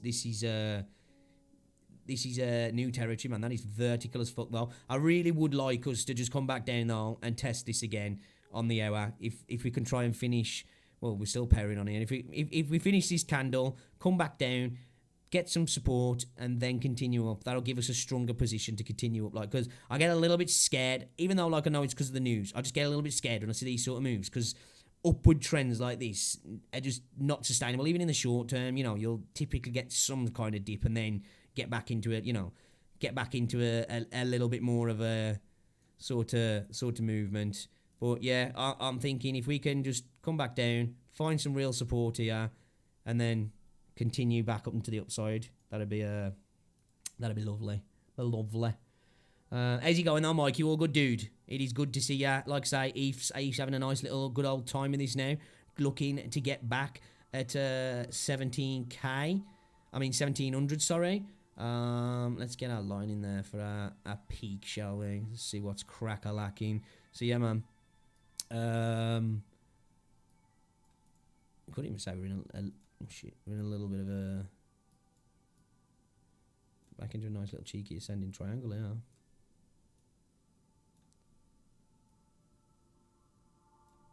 We're saying on the bigger time zone. Yeah, man. I think Ethereum's going to try for this all-time high now. We'll see if this trend line does actually work for us, man. We might get a little bit of a a bounce off this support maybe and continue up, or we're just going to continue up. With what Bitcoin's doing at the minute, there's no reason why ETH won't take a little bump. It looks like Doge is still stalled on that little drive that it had there. Like I says, this is a psychological area for Doge. There's a lot of selling pressure. There's so many people looking to cash out at 8. I got out at 8 too on my second run. I got out at about 7, 6 odd on my first run. I used a little bit of profit from there. Got back in at 5-4. So off that little bit of extra profit, which was basically free money, I got out, made an extra 50% on it. You can't moan at that, can you? Yo, what's going on, Droll? How you doing? I'm doing well with Doge at the moment. Put 22 in now. It's like 100 quid. Hey, let's go, bro. Let's go. I made a nice little bit of profit myself. I'm out of Doge at the moment. I might see what happens. I think if we do have this blow off top that could possibly happen here with everything that's going on, still, it's not guaranteed. I'm probably going to shorty, but we'll see what happens. We'll see, because it's holding strong. But then again, though, it is alt season, man. Like, you've got to take into account that this still could move with the fact of alt season being a thing and the hype around Doge at the minute. I still think we could still possibly see a 10-cent Doge. We could. I think it's less and less likely we're going to break beyond 10 cent now with everything that's going on. I was saying yesterday, if we had a few more Elon tweets, I think 14 cent could have been our highest high, but that's a struggle because the market cap, you know, that's a big adage to the market cap, really, to get ourselves up to around here, man. You know what I mean? We're another 74%, man, on the price. So I don't know if that's going to happen now, if I'm honest. So that's why the Death Star's up there, ready to shoot it down.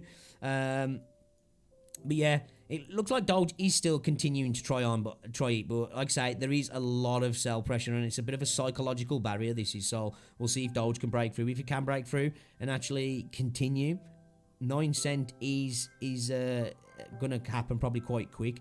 But like I say, I feel like we possibly could get a bit of a blow off top, man. I don't know if it's necessarily going to happen. It depends if you come back up here and create a little bit of a double top. We'll see. But at the minute, can't write Doge off, man. It's doing weird things, obviously, because of everything that's going on. I would not write it off right now.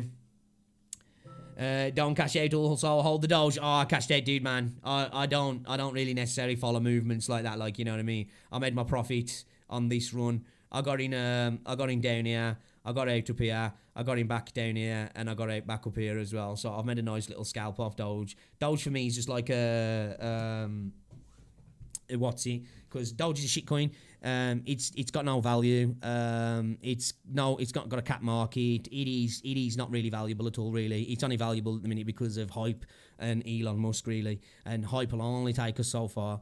So I prefer to I'd rather take 80% of the profit that I possibly could take and take safe profit when it comes to stuff like that, because I'm not holding Doge, because people are going to get left holding the bag soon. They really are. You're going to see a blow off top, man, and a Doge is going to come crashing down.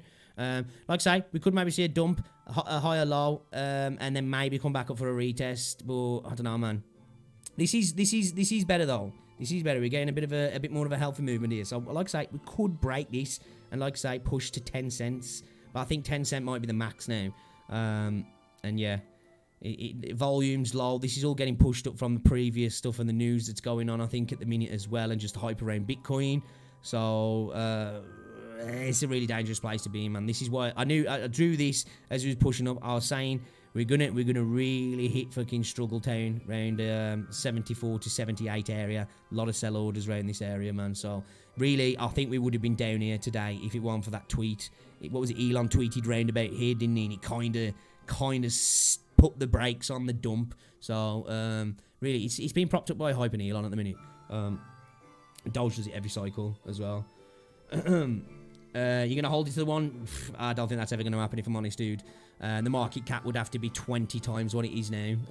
So you'd have to have a market cap that I just don't think is sustainable for Doge. Because Doge prints 5 billion every year. 50% of Doge is owned by 20 wallets. One wallet owns 27% Doge. And it's just, it's an inflationary coin, which, not saying it can't be used for transactions, it can, but it's never going to be worth much until something gets changed. It'll have a blow off top. But I'll give it that. I didn't think it was going to reach back up here again. I thought when we got back down here, I thought we might see a little bit of a secondary try and then a dump.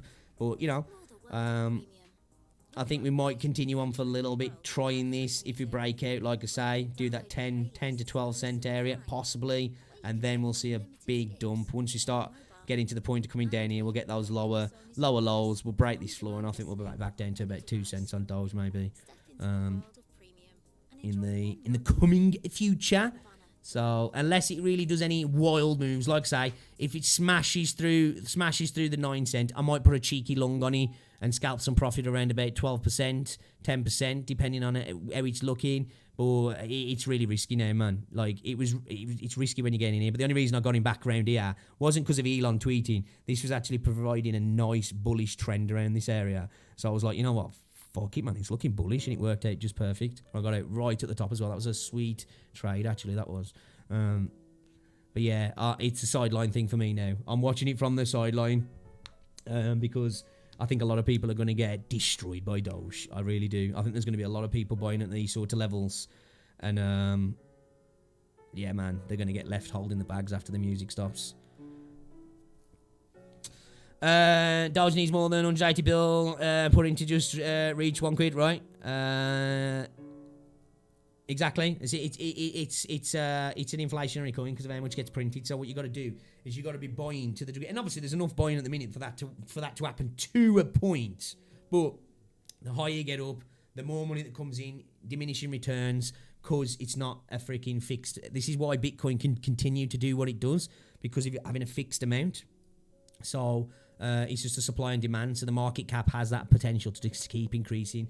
Not so much when it comes to Doge because of the constant flow of new coins into the market. I think if things went crazy insane, right? Crazy insane. Let's just say, it's not going to happen because that would be stupid of Tesla to do. Like some people want it to happen. Then I've been watching these. Tesla are going to accept Doge. Let's say the planet's aligned for Doge. You could maybe see a 20 cent Doge, possibly 30 cent Doge. But that's to me, that's just, I just can't see that happening. You know what I mean? Talking another 280% on top of a move that we've already had. A move that we've had a 1,000% move pretty much. It's possible. Coins can do that. It's possible. But just the way Doge is, its fundamentals kind of make that very, very hard. Very, very hard indeed. But, stranger things have happened. But I really don't. I think 14 cents is the ceiling, and that's an absolute for me in person. Well, I think that's a reach. I mean, when I say that, I don't think it's going to do that. I think that's a possibility. When this all started, I was telling these dudes in a stream that was because I was saying it was going to go to $100. And I says I reckon 7 to 10 cents max, and I wasn't far off, man. You know what I mean? I was right within that fucking number. You know what I mean? So I guess we'll see with that, man. Like I wouldn't like want to fight Doge though at the moment because, like I say, it is battling on, but it's off hype and hope, and that can, like I say, in the markets that cannot take yourself on, man. You need fundamentals, you need real, true adoption as well. At the minute, it's just a bunch of retail people who are hoping that they're going to make millions. Yeah, but the thing is, there's total difference. So Bitcoin is a capped asset. So there's only 21 million Bitcoin ever going to exist, right?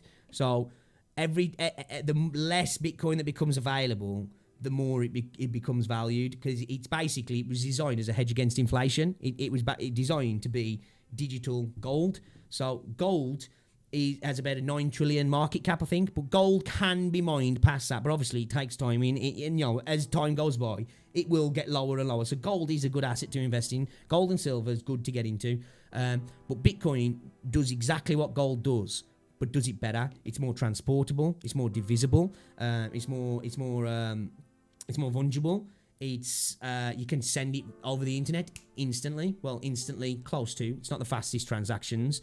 You know what I mean? So it has all of that on gold, but at the same time, it's a hedge against inflation, but also it actually increases in price massively. So not only are you hedging against it, because basically what rich people do when they buy gold, they don't really buy gold to make money, because they've got so much money. $1 billion is not going to be worth $1 billion in 20 years. But if you put $1 billion into gold, that gold's going to be worth the same in 20 years. So with inflation, it'll be worth more. So it's not really so much that you're trying to make more money, you're trying to keep what you've got. But Bitcoin does that and then works on top to make you more money. Do you know what I'm saying, kind of thing?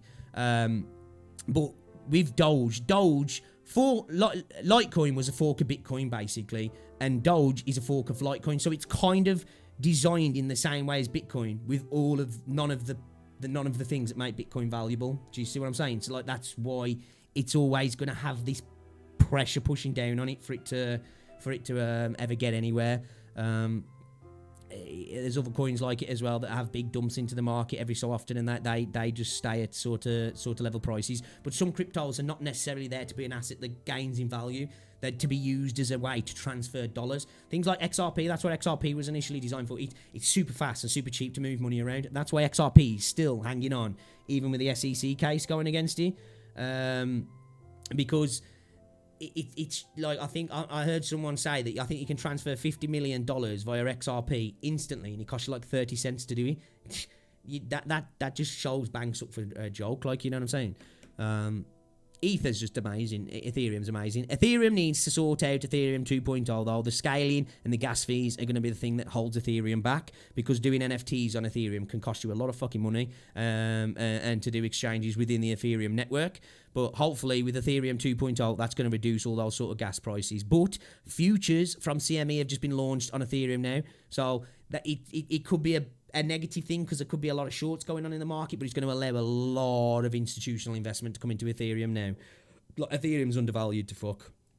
Ethereum could do $6,000 this run, in my opinion, and some people reckon 27 grand. I've heard people talking about 100 grand Ethereum. I don't think that's going to happen, but I think a $6,000 Ethereum this run is totally possible, and if it is, I'm cracking the fucking champagne open, man, because I've got a nice little bit of ether.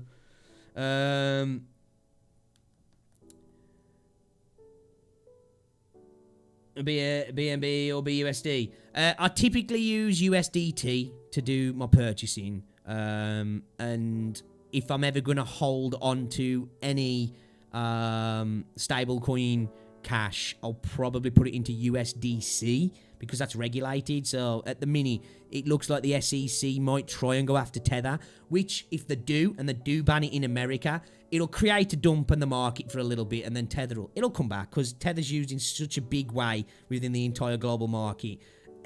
America shutting itself off to it will affect it in the short term, but it'll recover. It will. I really do think it will. Big countries now need to not, turn the nose up at what's going on in crypto, because it's only going to put them on the back foot. They think they'll be trying to get ahead of everybody, but in the end, they'll end up being behind. ADA is going for fucking 70 cents, boys. Let's go. Next stop, $1, baby. This is one of my most bullish assets at the moment. And like I say, even if we have a blow off and we come down, I'll be buying more, because in the long term, I think this baby's going to be worth a bank. I think like 4 to 8 years, this could be like Ethereum, possibly. You know what I mean? Being worth a couple of grand. And at the minute, if it keeps going the way it goes, and I can pick up a few more, and it does become worth about $1,000 in a couple of years' time, I will be happy. I'll be happy, because if that happens, then I'll actually be able to say I'd become a millionaire off ADA, which I don't even like to think about that, because it's probably not going to happen, because that's not my luck in life. But, you never know. 8 cents on the Doge, baby. 8 cents on the Doge. Let's see what happens here, if we can break through this strong resistance here. Another candle close. If we can break through here, next stop is just under 9 cents. And then if it comes through here, man, I reckon we could easily snap to 10 cents maybe. But then after this, it's really dangerous to be in Doge, really dangerous, because a lot of people are going to start to take profit. They just are. Now, with this announcement, with Tesla taking Bitcoin, a lot of the Doge people at the minute who've been thinking Tesla are going to be taking Doge coins because of Elon tweeting about it, it's going to cause a lot of them people to be like, okay, actually, is this like a thing? And they're going to start selling. So yeah, I reckon yeah, to 100 on Doge now. Go till March. Yeah, I wouldn't invest in Doge at all now if I was you. Very dangerous asset to get involved in. Risky as fuck, man. Like personally, at this point, if I was thinking about putting money on Doge, you might as well go and chuck it on black at the casino, in my opinion, because this is risky territory, very risky. Because when Doge goes down, it goes down fast. Yo, no worries, Joel. Catch you later, buddy. Thank you very much for stopping by, dude. Need to go shop some milk and food. All right, there, buddies. No worries, man. I'll see you in a bit. I appreciate you stopping by as well, dude. Very much appreciate it. And shout out to anybody who's coming through, like, as well on these, because I know this is not what I usually do, so I don't expect people to come through, because why would you when you watch me game? Oh, well, fuck, do I want to watch this dickhead stare at charts for? I don't even know what he's on about either. You know what I mean? So thank you for coming in. But what I think I'm going to start doing now is I'm going to try and get back on gaming streams tomorrow, but I think I'm just going to start streaming this sort of content to YouTube, not to Twitch, just to YouTube, and maybe start catering some crypto content on my YouTube channel, because I enjoy it, man. I really, really am enjoying it now, and I'm learning more, and I want to try and learn as much as possible, and maybe just make some videos based around it, like, because I enjoy it, you know what I mean?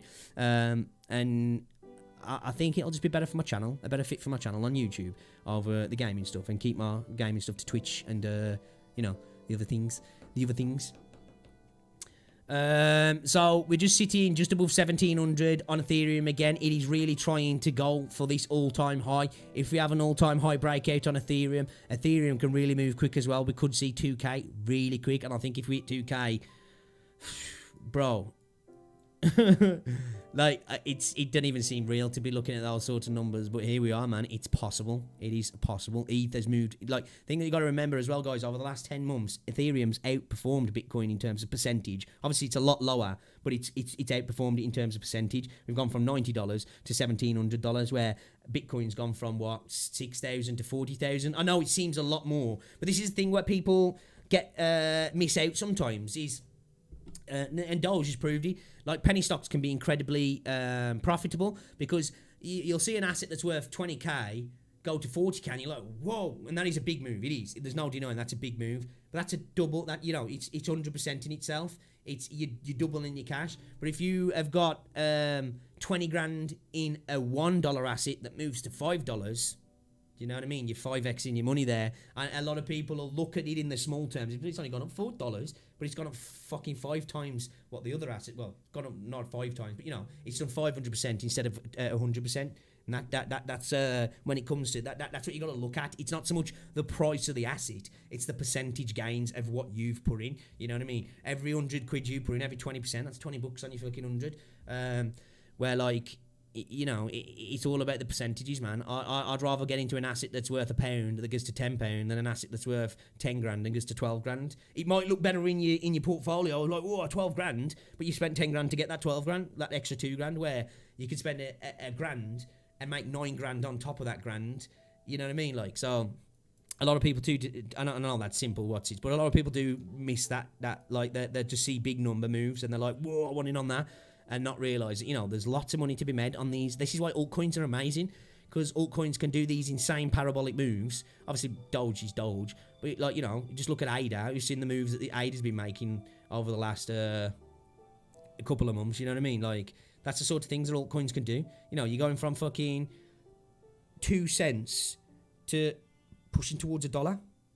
You know what I'm saying? That's fucking insane, man.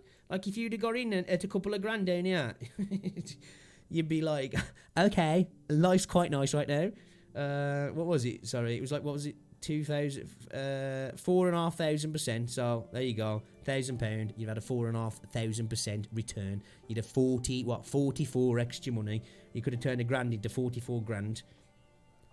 You know, like, when you start looking into, like, crazy movements, man. That's why I love the crypto space over stock markets, man, because obviously you can have those moves to the downside, which are killers, but you can also get those, and if you're sensible with things and you get out at the right time, you know, you can make that much profit that when you do make the losses, it don't fucking matter, because you're going to make losses, especially if you're doing short-term trades as well. And, you know, you're going to buy assets sometimes where you think, oh, this looks like a good asset, it's in a fucking dud, you know, and it might lose a little bit of money or just never make any money. But at the end of the day, if you invest in an asset and it makes you no money, then it ain't no problem, really. If it stays where it is, you've won out than putting it in the bank, because it's worth more than what it would be if you left it in the bank. So that's sort of the thing with me now. Any money that I'm planning to save, it's going into assets, man. It's getting invested.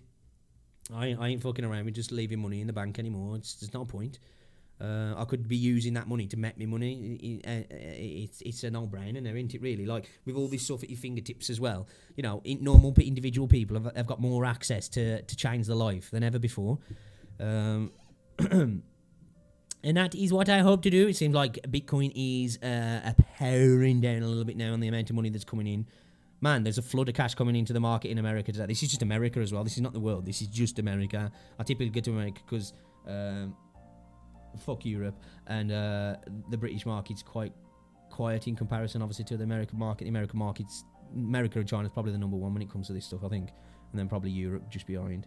So there's a lot of Litecoin cash coming in, man. What's Litecoin doing? Like, say, if Bitcoin's making moves, there's a good chance Litecoin itself is making moves, actually. It makes sense. It is Bitcoin's little brother, so it's up 6%. I would imagine it's probably trailing behind Bitcoin now a little bit. I've only got one Litecoin, man. I should have bought more when I bought them. I bought my Litecoin at like $40 fucking dollars as well. So I'm up nice on my Litecoin. Like I say, I wish I'd have bought more. It was just, when I first bought in, I bought all my stuff, and then I was just like, I said to Rosie, I was like, what do you want? That's not a way to invest, of course, but obviously that's when I was first on. I was like, you pick a coin, what should we get? And she chose Litecoin, and she chose a good choice, actually. So shout out to Rosie. I think Litecoin could hit $500, I do think. I don't know if it'll do it this run, maybe not. But, you know, if you do have a parabolic run on Bitcoin, it's going to follow it, and you could easily see $350 on it. What's Fiat Leak? It is just basically showing you the amount of cash going into specific cryptos at any particular time. You can choose exchanges, the currency that's being used, all that sort of stuff, like, you know what I mean? I just use it as kind of a little way to be like, right, okay, you know what I mean? It's a good little indicator as well to see how much money's flooding into a particular coin as well. It's like I say, it showed just, this was at 30 plus when it had this boom, which makes sense because it had this super boom. Starting to level off a bit now, but it's still high levels. Like, so we should have some continuation to the upside, because typically this sits at about 3, and still we see upturn. You know what I mean? So we went up to, what's 30? It's like what? 3, 6, 9, let's say like 12 times as much. I'm terrible at maths, whatever, but you get the point. Even still now, we're over double what we usually would be, so that's good. Cool little site this is, man. I like it.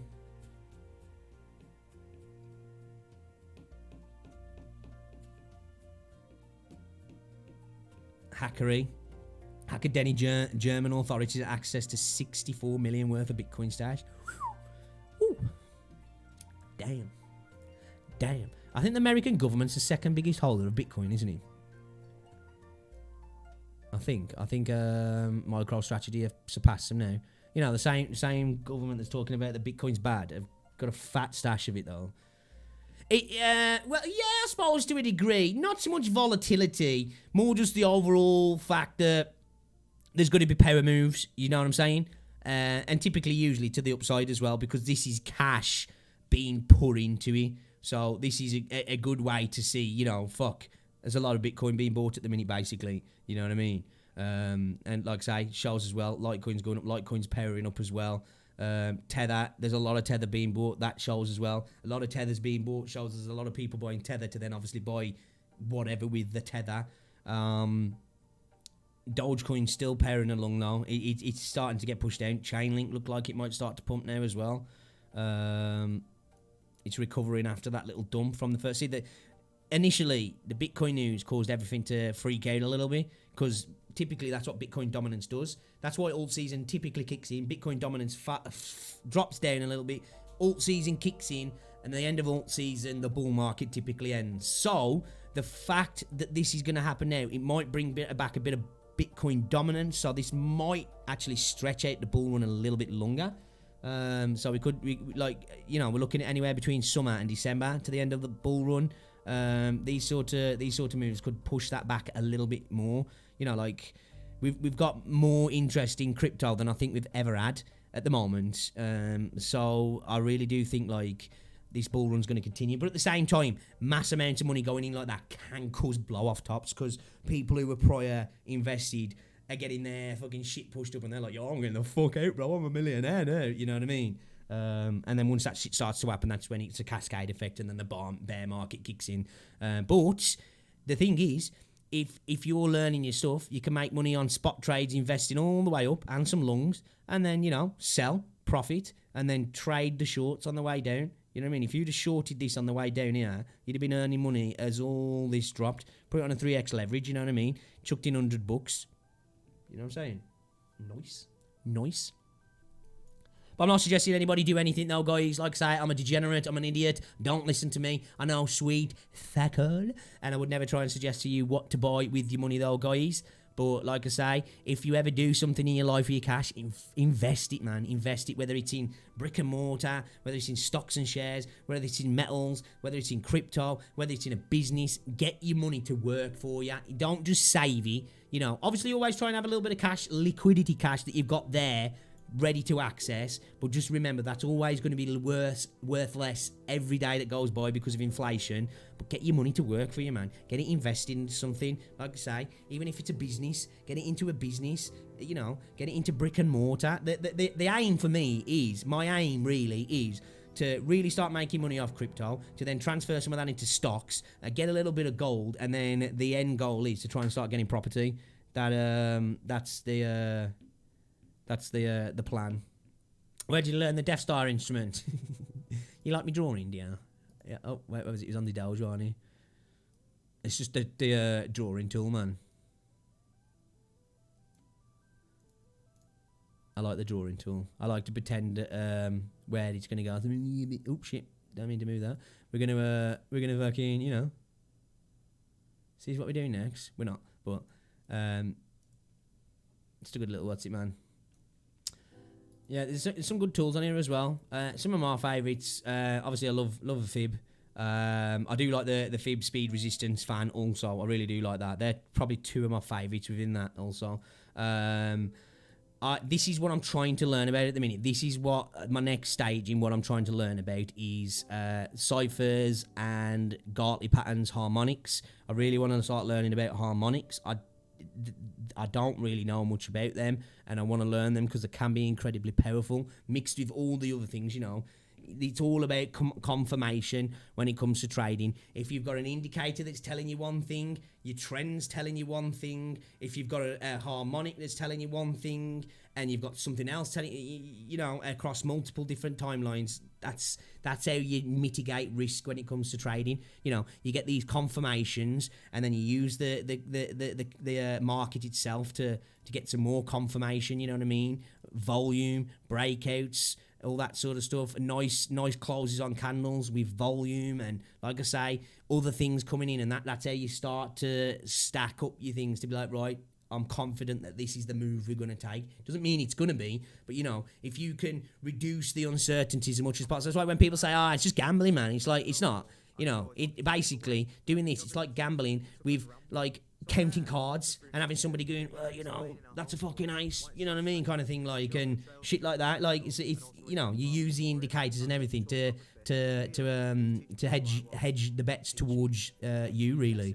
You know, you can turn it into gambling if you want, like some people are doing with Doge, like, you know, because Elon Musk tweeting about them, just like, I'm going all in. No, it's working out for some people now, I'll admit, you know, because it's pumping. But like I say, there's going to be people who are buying up here, and if it breaks through and are buying up here because they think, it's going to $1, and then maybe even gets up here and they're like, I'm buying even more, it's going to $1, and then they wake up the next morning and 90% of the money's gone.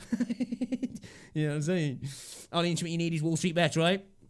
I am in some of the Reddits as well, now. I'm in a couple of different Telegram groups as well. Some of these are pump signal groups. I don't use them for that, but I like to see what's going on sometimes, you know what I mean? Because like sometimes these pump groups, they put stuff out, and then some of them are just scams. They are. And most of them are just shit anyway, but some of them like announce tokens and they get pre-pumped, and if you can get in on the pre-pump, I know it's not really a way to trade, but you know, look, if you can make some profit, don't you? You know, this is not a way to trade. Doge is not a way to trade, but at the end of the day, I'll trade the fucking what's it, man? I'll trade the pumps, that's for sure. Why not? You know what I mean? Stupid not to, really. Like, don't get me wrong, Doge is a shit coin, and like when you say that, people are like, enjoy staying poor, and it's like, bro, I'll make money off it. Don't worry about that, I don't give a fuck, I'll make money off it, but I'm telling you, it's a shit coin. It's just what it is, like, you know what I'm saying? Satoshi, what's that? Is that like another exchange or something? I like the way that's named Satoshi, because that's Satoshis, the divisible forms of Bitcoin, aren't they? That's what if you hear people say Sats, that's like there's 100 million Sats in Bitcoin. So that's another thing that gets me. People say that, I'm like, bro, you can't even afford a Bitcoin. Like, because people have this idea that somehow the only way you can make money is by owning a whole Bitcoin. It's like, well, dude, there's 100 million Sats in a Bitcoin. Get yourself a few thousand Sats, man. Get yourself. It looks like fucking Doge is breaking through, man. It is breaking through. So this is going to be the move here. This is going to be the move. I wonder what happens here. Do we get a blow off top here? Does it continue on? Go for 9 cents, push for 10 cents maybe. I really do think though we're gonna see a blow off top soon with Doge. I just can't see how we don't. It's gotta happen, man. It's gotta happen. It's the law of gravity. Do you know what I'm saying? Is Wall Street's bet? Oh yes. Oh yeah. Freaking. Oh shit. Hold up a second. I mean Wall Street bets. I mean Alt Street bets, and I mean. I think it might be like Satoshi Street Bets or something, hasn't it? Something like that. I'm in that one as well. Will it, I'm in my same Google account, even though I'm on a different PC. It should log me into my Reddit account, yeah? Nope. Hold up a second, yeah. Let me just double check. I'm going to go onto this camera now because you never know. When it comes to Reddit, you don't know what you might see in there, man, so...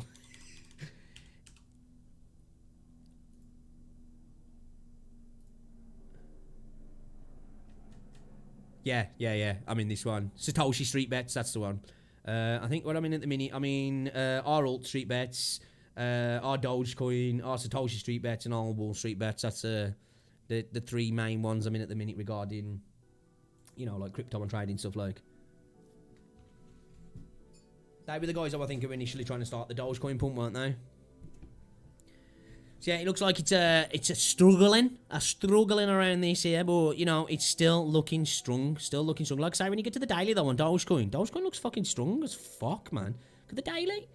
I know even though we had that close candle, the hourly candle close at the same level on Dogecoin, the daily is a totally fucking different story. Do you know what I'm saying? Like the daily closed down here, where the hourly closed up here. You know what I'm saying? So after that hourly, the dip. That's what happened in a day. That's how much it come down. Where this is a lot stronger, man. We've continued this rising up. So, like I say, we could see some push up into the 10-cent teens. I don't know, man. Like I say, I think it's a really hard one to call now at the minute. But like when it blows, it's gonna fucking blow, man. I really do think that. Like I just can't see it not. But it will. It's just how heavy it'll be, or how strong Elon tweets can be to slow it down. Because let's face it, this wouldn't have stopped here. The only reason they stopped here is because Elon tweeted, and it come back up, and it even still continued a little bit to the downside, but it took all of the pace out of it. If that hadn't have happened, I think we would have broke through this support, straight through this trend line. I think we might have bottomed out at around about 50 cents, 5.5 cents, maybe go even lower. There is a good bit of support there. Maybe drop down around 5.4 where I initially came in and purchased. That's why I purchased there. I knew it was in a good position. It was in this ascending triangle, lots of support. We're going to have continuation to the upside. But yeah, man, when this comes down, it could come all the way back down. People are adamant that, next time it comes down, it's going to be like Bitcoin. It's gonna come down and find a floor that's just higher. It's like, hey, you might be right. You know what I mean? I ain't gonna, because at the end of the day, you can't say anything for certain in this market, but you can go off trends and you can go off previous cycles and you can go off the fundamentals. Maybe we come down and this becomes a new law when it does this sort of thing again for a little bit and continues back on up, or we have a total blow off and people are back down in the basement before they know it. People are like, nah, I'm hodling, man. I'm hodling to $1. I'm hodling to $10, and they hodl till it's worth less than a penny. You know what I'm saying? Oh yeah, dude, fucking hell, bro. Dude, in this entire market anyway, man, there's a lot of it in this market, because it's a millennial market. It's like our age, you know what I mean? It's people from mid-30s down to like 20-year-olds in the crypto market. So it's going to be full of degenerates, bro. Look at us, you know what I mean? Like, we play things like Valorant and talk shit to French people. That's the crypto market, man. You know what I'm saying? Like, God forbid, what's going to happen to the world in the future when our generation become the new 1% via things like crypto and stuff. Yeah, Bitcoin's stalling out a little bit here. Like I say, I'd like to see us come back down and create some support around this level and then continue to the upside. I think that'll give us a stronger position then to snap to 45 to 50k. I think that'll be our best bet, man. ADA's, like, see, Bitcoin's really freaking shook the market up at the minute, but I think ADA's gonna hit 70 cents today. You know what I mean? We'll see what happens here. These like we're still respecting the TA and stuff. We're still within this ascending triangle. We do have a bit of a double top here, so this could be. We'll see what happens here. We'll see on this dip. If this can be found as support, we're gonna probably break through.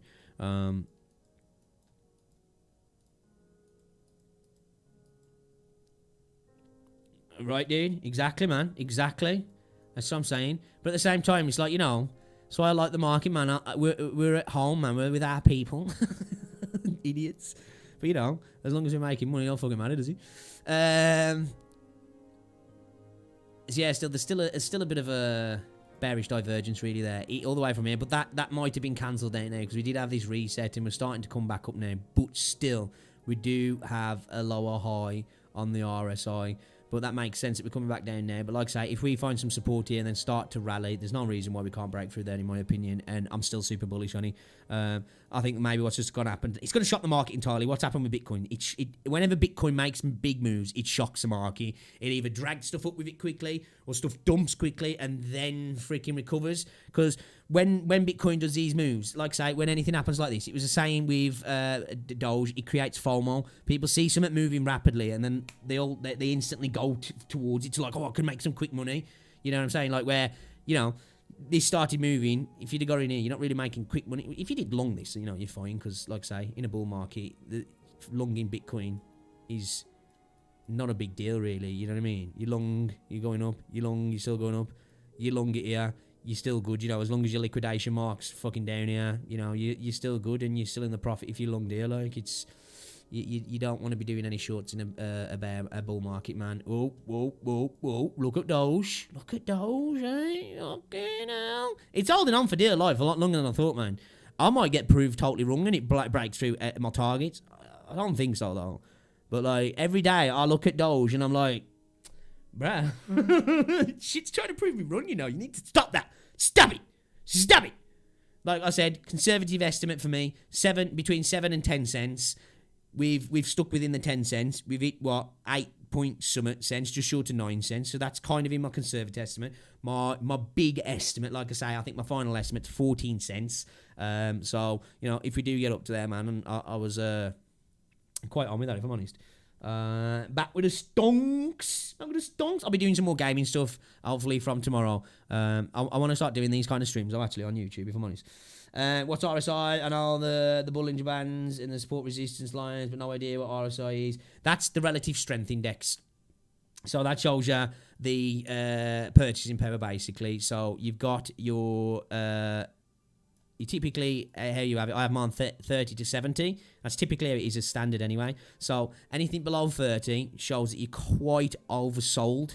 So usually, typically, if you're down here, right, you say you're hitting support and you're in this situation, you're seeing a reversal of the trend, maybe like some crossing, moving averages, whatever indicators you're using. RSI is showing you're oversold. You're seeing a candle that's showing a bullish reversal, an uptrend. That's a good time to buy. You know what I'm saying? If obviously not suggesting anybody do any purchasing, what I'm saying, but I'm just saying, like, in terms of this, that shows you're oversold. You know, there's gonna be a lot of buying pressure now. Once you're over here, out that these situations, you typically overbought, and shows, you know, overbought in this situation, but continued to power on. Do you know what I'm saying? Continued to power on, and then even here, and this shot, see if you see here, this is a higher high. Like, this is when it comes to like the bullish and bearish divergence. So you want to look at it like this is a little way to see some bearish divergence. You got this high here, right? Which is this point here, and then the high is here. So you see this high is a lot higher than this, right? But that's a little bit lower. So that there is bearish divergence because it's showing a weakening of the strength for purchasing, but you're still going up in price. So typically, it doesn't always mean it, and the RSI is not the best when you're in parabolic moves, but they'll typically indicate that buying power is starting to pull back and price is continuing to go. And if price is continuing while buying power is coming down, there's going to be a dip.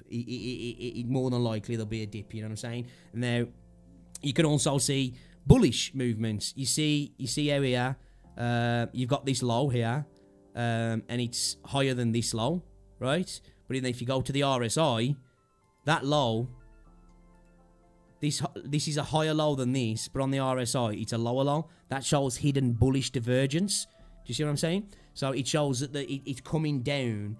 So it's come down a lot further in terms of strength compared to the actual price, which typically shows then it's oversold in a way. You know what I mean? Because the selling pressure's heavy on it, even though the price hasn't really come down, which kicks in that sort of mental thing that people will do is a price is not moving even though it's selling heavily, and then you'll start to get that upwards buy pressure again. The MACD is kind of a similar sort of thing. It kind of does a little bit what the RSI does in a way, but you get a little bit more information. You know what I mean? You can do the same sort of thing with the highs and the low, the highs to the highs to the other highs and the lows to the lows. But you also see a bit more of the actual buying and selling pressure here. So you see when you get to here, the buying pressure's kind of peaked out, and you're starting to get selling pressure kick in. And then also, you're coming down here, which is showing, you're getting decent selling pressure. You're going into the negative, good selling pressure here. You've got a crossover of the MACD signals, which also shows bearish movement. And then, as you get that crossover, it's a lagging indicator, though. So, some indicators are lagging indicators, so they'll tell you after the fact. Do you know what I'm saying? But it depends on how big the move is. So, in this situation here, you've got a crossover on the MACD. It's showing selling pressure, and what happens? Price comes down. You know what I mean? And now we're going back up. The MACD's only just crossing over now, though. So that shows us there might be still a little bit of continuation to the upside on the price, but we still have bearish divergence. Do you know what I'm saying? We've got a higher price now, but we've got a lower strength, lower level on the RSI. So this showed hidden bullish divergence, and what did it do? It uptrended. But now this is showing bearish divergence. So it doesn't necessarily mean it's going to happen, but this is an indicator. You're like, right, okay, that's telling me that a price reversal's likely. Okay, all right. But at the same time, selling pressure's quite low here. So, maybe not jump on that buzz just yet, and you're looking at that. But then you can be like, okay, we've got bearish trends here. We've got heavy resistance because this is a high here. We've got a lot of selling pressure. So you're getting a little bit more indication now that there's going to be a trend reversal in simple terms when it comes to... There's other indicators as well. There's better indicators out there. A lot of people don't like to use RSI and the MACD as well. Some people don't like to use these two together because they are similar sort of indicators. But I do. I like them, and they've been working quite well for me. I probably don't explain things very well because, like I say, I'm a scrub noob myself, and a lot of this stuff I'm new to and I've learnt myself. So I probably explain it in a really convoluted way. So I do apologise if you're like, dude, what the fuck you mean? You're talking shit. So I probably am, but where did I learn all this? YouTube, bro. YouTube, Google. I've sat up hours on end reading information, Googling stuff, how to learn the trends, watching videos of, like literally if I find an indicator that I think like, okay, this is a cool little indicator, let's have a look what, how you use it kind of thing, you know what I mean? And then like I'd just go on YouTube and be like, how to use RSI indicator, how to use MACD indicator, like I say, the next thing I'm trying to learn about is harmonic patterns at the minute, and I'm going to be getting a couple of books as well. I'm going to have a look into some Mark Douglas books. He's an economist, and he's supposed to be really, really good books to read. So like that's the next step now. He's getting some books, reading some stuff. Harmonic patterns and that sort of stuff is the stuff I want to learn next, and then just keep working on my TA. And now what I'm slowly trying to do as well, I'm trying to learn fundamentals on projects, so I can look at a project and be like, okay, early days now, it's early days, so it's not getting any price discovery in a sense. It's new, but you can look at the project and be like, okay, holy shit, man, this is this is a good project. If this starts to get out to people, this is, people are going to want to be involved with this. And then, that's a good way to... It's like Ivan says, fundamentals equal pumpamentals. And, if you can find a good project early and get in early and buy at tiny prices where you can spend a couple of $100 and it get to a point in a year or 2 times where that couple of $100 is worth insane amounts. Because if you can get in at like less than a penny, percentages of a penny on certain stocks or certain crypto, and then, a couple of years later it's worth a couple of quid. That's insane growth, man. And a lot of people miss those sort of things because they're looking at big numbers, things like Bitcoin and stuff like that, you know what I mean? And they're like, fuck, I need them sort of gains, where, like say, 20 to 40k is a lot less than 10 cents to $1, or 1 penny to 5 penny, or $1 to $5, or $1 to $10. It might seem like a smaller move, but in terms of percentages, way bigger. You want, and bigger is better, like the biggest and the bestest almond in EU, you know what I'm saying? Look no further. You can't read here in Wales. I'm from Wolverhampton. We are the Welsh. We are the Welsh of the England. So yeah, man, Ada's still kind of just... Ada seems to be doing a little bit of a consolidation here. Like I say, I do think Ada is going to continue to the upside, though. I still think we are going to see a breaking of 70 cents today. I really do. Look, this was off the Bitcoin news. We had this dump. Like I says, this has been kind of... It has turned out to have been an area of support and resistance. This has kind of been an area where it likes to bounce around. It does. Still in that area. Good things. We're still getting higher lows on the minutes, obviously. Short times on. Don't trade minutes unless you want a fucking heart attack. Telling you, I've seen people who actually says to trade seconds. I don't know if I believe them, but that's if you want to have a stroke, try and plan to trade off the second chart. You'll have a stroke. Because you'll put your money in and then you'll see you go, and you'll be like, oh my fucking god. Don't try. Some people do. Typically, I think the best time zones, if it depends on what you're doing as well, really. If you're day trading and swing trading, I think typically 15-minute, hour, 4-hour, it's a good way. Sometimes looking at the daily can be useful as well. If you're going for long-term investments, you don't really need to worry about those sort of things. You need to just look at the long-term trends on the charts, really. And the assets as well. If you're looking to just dump some money and come back in a couple of years, you don't necessarily need to worry about those sort of things. But I typically look around about,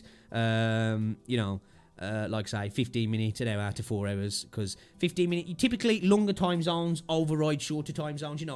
If the strong indicators on the hour and the 4 hour, that'll typically override the 15 minute, but it's not saying that 15 minutes can't override the hour. Sometimes if there's a strong move within those 15 minutes, it can push the hour to fall into line with it, but typically the hour will push the 15 minute to fall into it. But like I say, using the 15 minute is useful as well, man, because you can see in the short term, even if it's like, right, okay, that doesn't necessarily mean we're going to get this particular movement that I want, but I can see that right round about this time, if we are going to get that particular movement, we'll be here, and I can check back in 20 minutes, say, and then I can look on the hourly and be like, okay, it's happening now.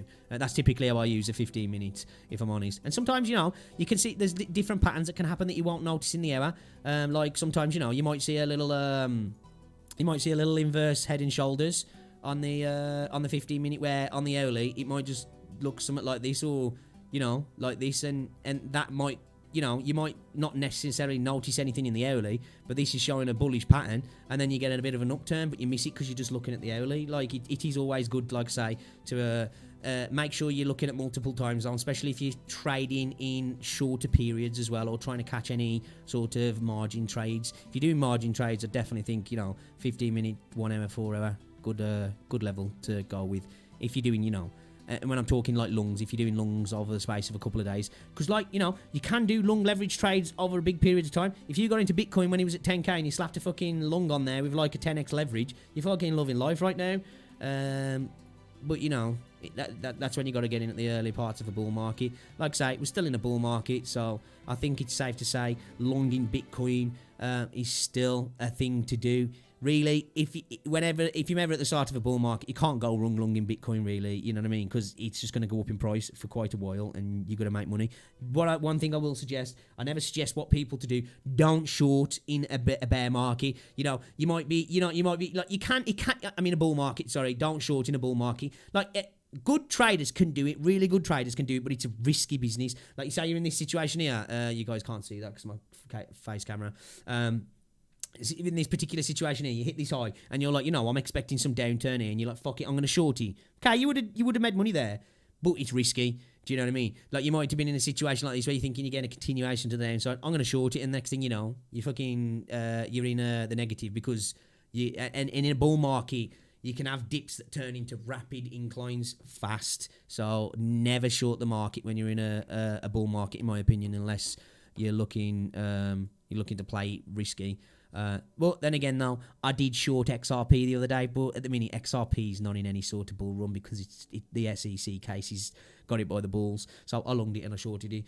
I shouldn't have, even people who got a lot more knowledge than me, I'm like, don't do it. But I was like, dude, the indicators are telling me too much, and I did it and it worked out. So I was like, sweet. Yeah. At that point, dude, you're getting risky. You know what I mean? Like, that's why, like, you've got to use everything, all the tools that are given to you. All the tools are here. Like, I would like to get Market Cipher, but I'd have to use Market Cipher on TradingView. And Market Cipher is kind of a little bit like this, but it's better. It's basically MACD on steroids, really. But like, Market View is great for these sort of things as well. Not trading, you're not even going to trade on Market View, but let's say, like, right, I'm trading on Binance. Can look at this here, but this is a good little indicator as well. I don't really typically use it because these sort of things can be wrong quite a lot, but they can be right quite a lot as well. See, we got a little buy there. You know what I mean? Little buy indicator, and turned out to be right as well. You know what I'm saying? A buy indicator there turned out to be right as well. So yeah, the sell orders are coming out right as well on there also, a purchase here, sell here, close your freaking buy here, if you bought in here, close your buy in here, it's a small bit of profit, but it's profit, bought in here, sell here, bought in here, sell here. I don't particularly use these though, but this TradingView is great for this sort of stuff because you can also make your own script. So if you know how to write scripts, you can make your own indicator, but you can also like there's a load of indicators on Binance as well, but like these guys have got like all these premium indicators that people have made that you can like pay for premium TradingView and you can get access to those indicators. But Binance uses TradingView. Like, these charts are their charts, just with a little bit less freedom to do what you want. Like, but yeah, some good indicators on what's it as well, Binance. Like, now and again, I'll use like the alligator indicator as well, which is kind of a bit like a moving average cross, but it's a little triple one, which is quite useful actually. But it's another lagging indicator, so depending on how you're trading, whether it's good for you or not. I use the Ichimoku cloud as well sometimes, which is a nice little indicator. It really does. It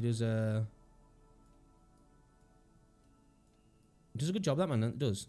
But it's not something that I use all the time. Just now and again, if I'm struggling with a little bit of confirmation, sometimes I'll be like, let's just whack out the Ichimoku and see what the Ichimoku's saying. It's like, okay. You know what I'm saying? So I think what we might start to see here, though, as well,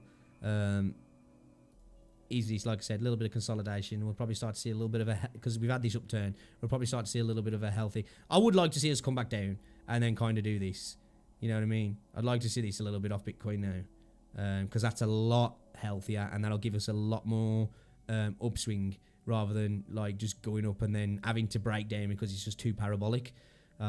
So that's my hope. We do this and we can get to 50k over the next day or so, maybe. Dogecoin is not wanting to let go, man. People, it's like Dogecoin. Yeah, it's trending. That's what I think. Oh, actually, is it?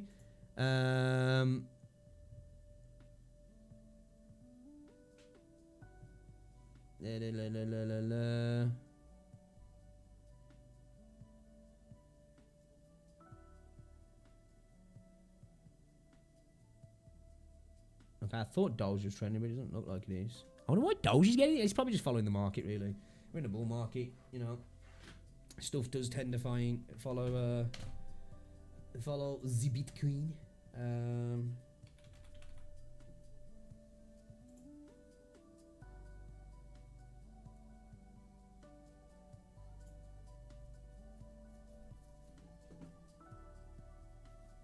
Tesla by Ethereum next. That'd be cool if they did. Please do that. I'd like that. I've got more Ethereum than I have Bitcoin.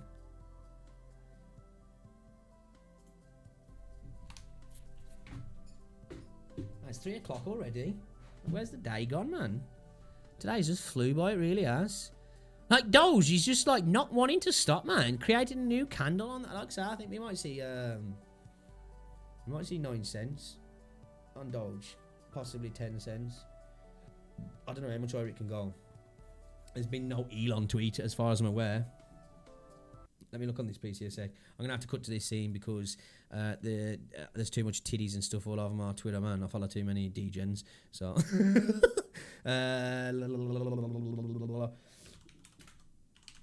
Elon Mooski. Mooski. Right, so no more new tweets. Some likes that have got nothing to do with Doge. So, okay, not tweeted out about Doge. So I guess it's just the what's going on at the minute. It's pulling Doge up, which makes sense, I guess.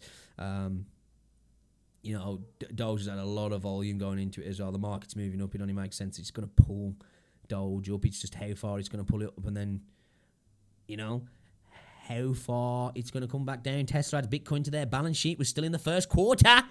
Now I kind of feel confident about my 100k Bitcoin target.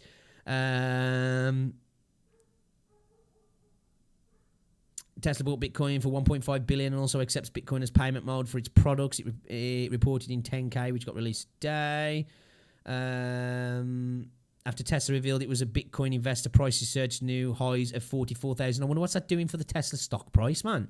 I bet it's making the Tesla stock price jump a little bit, isn't it? Because, you know, I would imagine it would anyway. Every Tesla investor is a Bitcoin investor. It was inevitable. The best time to buy Bitcoin was before Elon Musk bought 1.5 billion. The second best time is now. Yeah, man, I'm saying nothing about Doge, though, man. Bitcoin is fucking popping on Twitter at the minute. Elon's trending. Bitcoin is trending.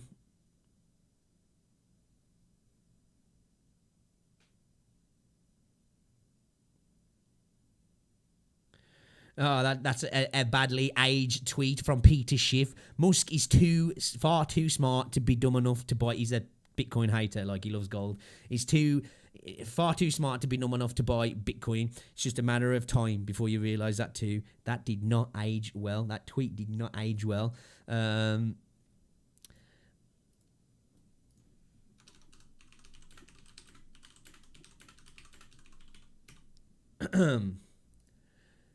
I think I really will be too dumb to realise that quickly. I only bought BTC in 2014 after selling a house, and to this day I can't seem to figure out what I did wrong, especially not after today. This aged well. Oh, like the Bitcoin fucking... There's a bunch of billionaires trolling Peter Schiff. I love it, man. It's mad. We've got like a new generation of billionaires on the internet now that like seem to love roasting other billionaires. It's fucking quality. I love to see it, man. Love to fucking see it. It's the shit.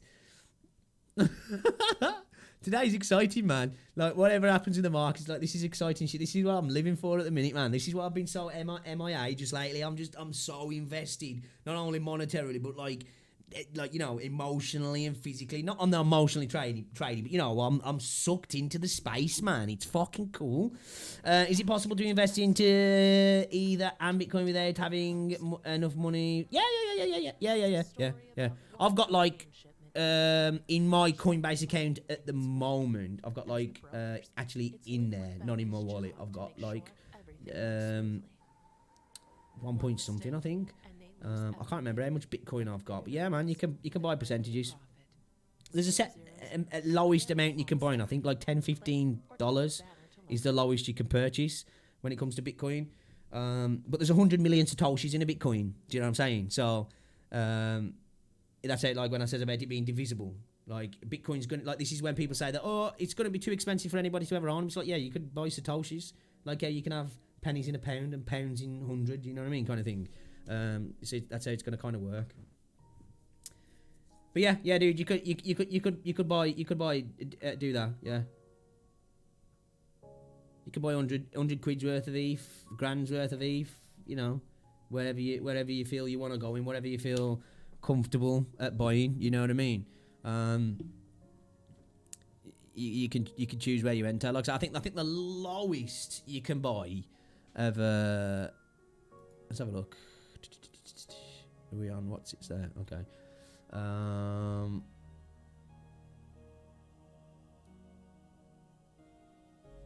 Oh yeah, actually, it looks like you can go down to like I don't know how low the order is. It's looking at this here. It's letting me look like I can. And the lowest it seems I can go at 1% is $1.27314843, and you'll get 0.00002.29 Bitcoin. I'm sure I'm sure you have to spend like 10-15 bucks for it to like, because of the fees. You know what I mean? Like you buy such a little amount, the fees will eat it up. You'll pay £5. You'll be like, oh, I ain't even got nothing. The fees at it. No, like the fees in that high, but you know what I mean. And that's why they have a set amount, so like you can actually purchase it without it being ate up by the fees, which are still high on Binance, but a lot lower than Coinbase. That's the biggest problem with Coinbase. It's fucking expensive, man. And having lack of altcoins, man. Look at Dogecoin on a tear, on an absolute tear, boys. I think we're going to see a blow off top soon, though. Like this sort of movement is. If I was in Doge now, and I got in anywhere around this sort of, I would be a bit nervous.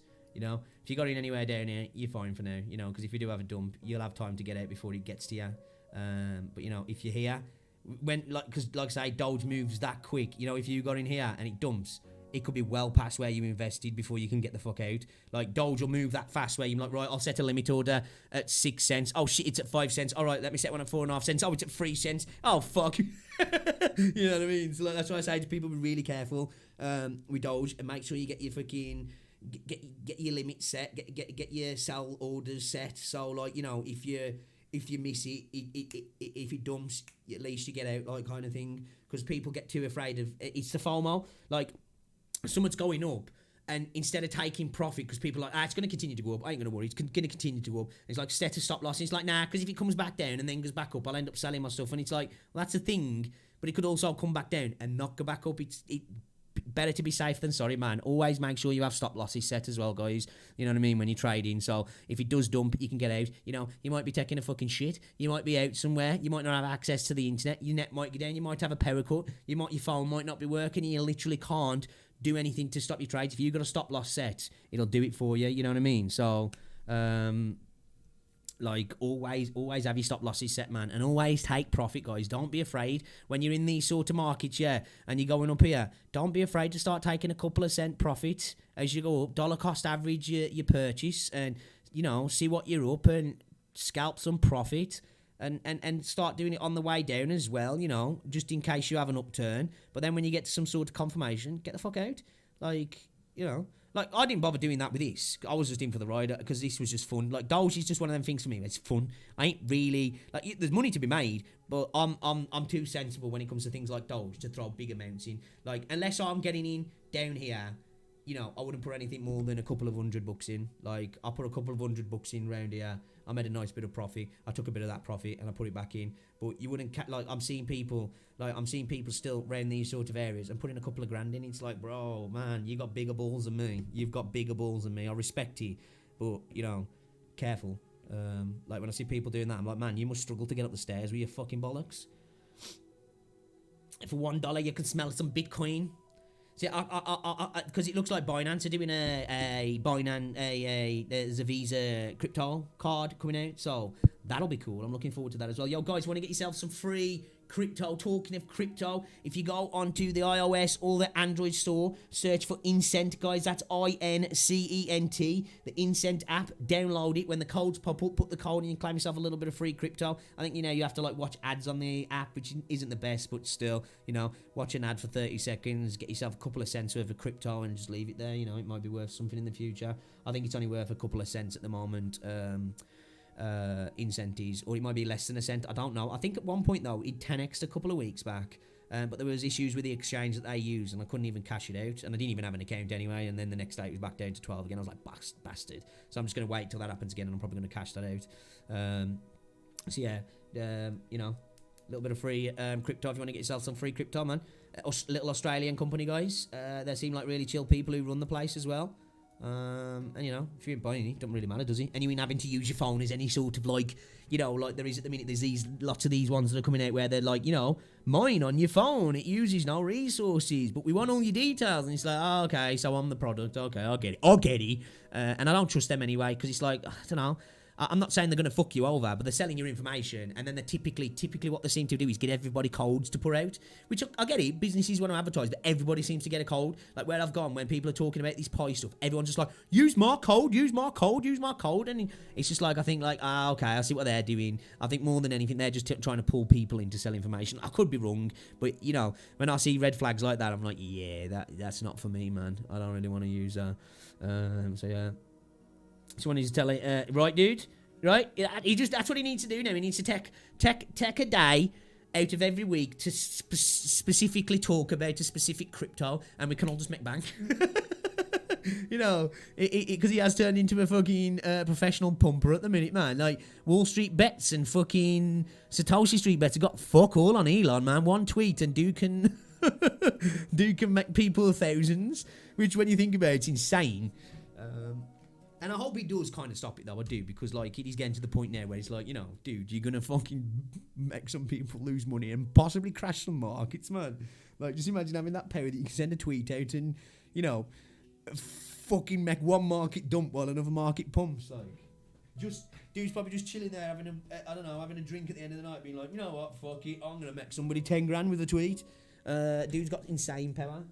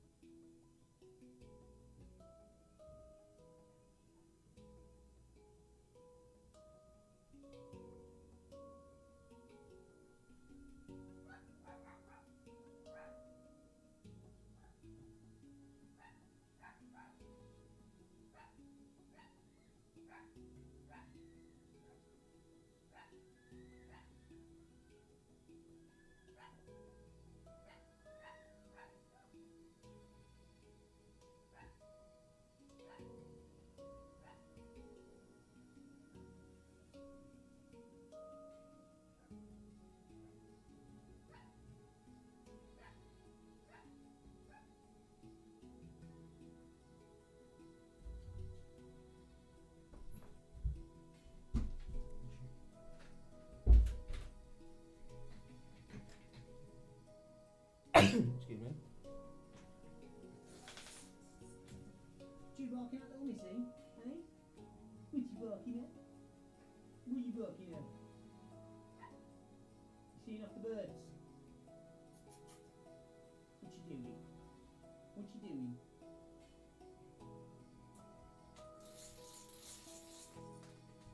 How's he just in the garden trying to send the birds off, man? Yeah, Jambo. Massive news, man. Massive news. I'm actually really happy to see it, to be fair, because hopefully one day I can use some Bitcoin to buy a Tesla. That'll be the fucking plan. How you doing anyway, old fella? You all good, dudes? Oh yeah, just minor, man. Only $1.5 billion. You know, come at me, bro. Come at me. Man, Doge's still going though. 8.5 cents there now, guys. 8.5 cents. That's pretty fucking sweet. Ada's knocking on the door of 70 cents, man. It's like there. It's there. It wants it. It can taste it. You know what I mean? It can taste it, and it's looking actually better than before. Actually, on the early candle at the minute, still sitting above here. If you can get a candle close above these closes, that's good as well. Still well above any of the moving averages, of course it would be. These sort of moves. You're gonna bet. Let's have a look at the...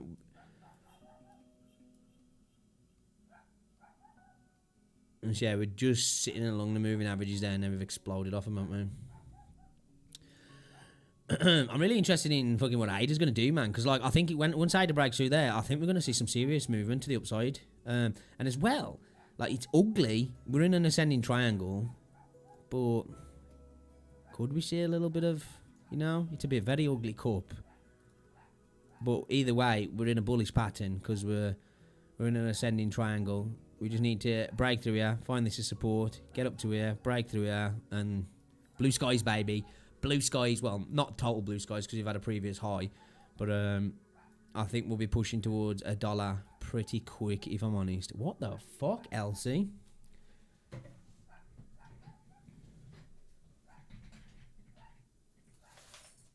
Oi!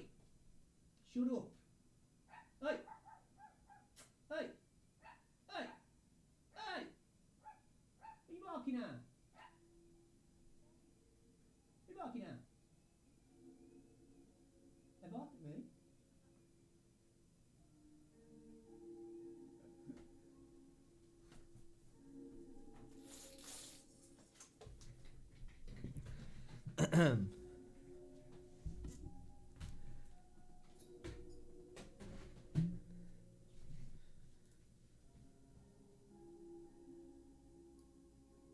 Has my headset gotten off?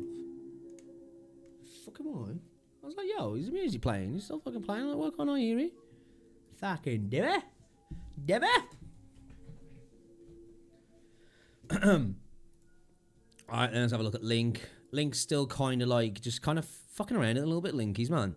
Like, I was hoping for a, you know, it's having it's continual uptrends, you know what I mean? We're getting higher highs, we're getting higher lows, you know, it is a healthy, to be fair though, I think it really looks like it might be building for a real, it's coiling for a real move to the upside. I think if we can break through $30 on Link, I think we will start to see some quick movement to the upside, if I'm honest. I really do. We've got a bit of hidden bullish divergence as well. On the hourly. What about the 4 hourly? Not so much on the 4 hourly, but still. Looking good. It is looking good. Nice bit of high volume there as well, man. If we can continue on here. Let's have a look here a sec. Yeah, man. I think we're still, you know, going slower than I was hoping, but I think it's building up for a nice tasty move, if I'm honest. Like I say, we've got a bit of a hidden bullish divergence on the hourly. I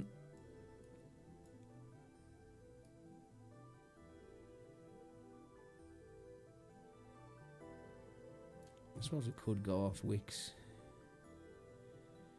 A bit more maneuver. Let's go off the candles. Let's cut through and go off the candles.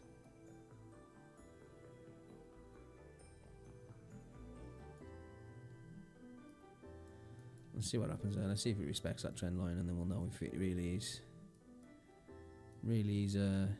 gonna respect it. Doge still going. So, like I says, next step, this like 9 cent sort of area is going to be where it struggles now.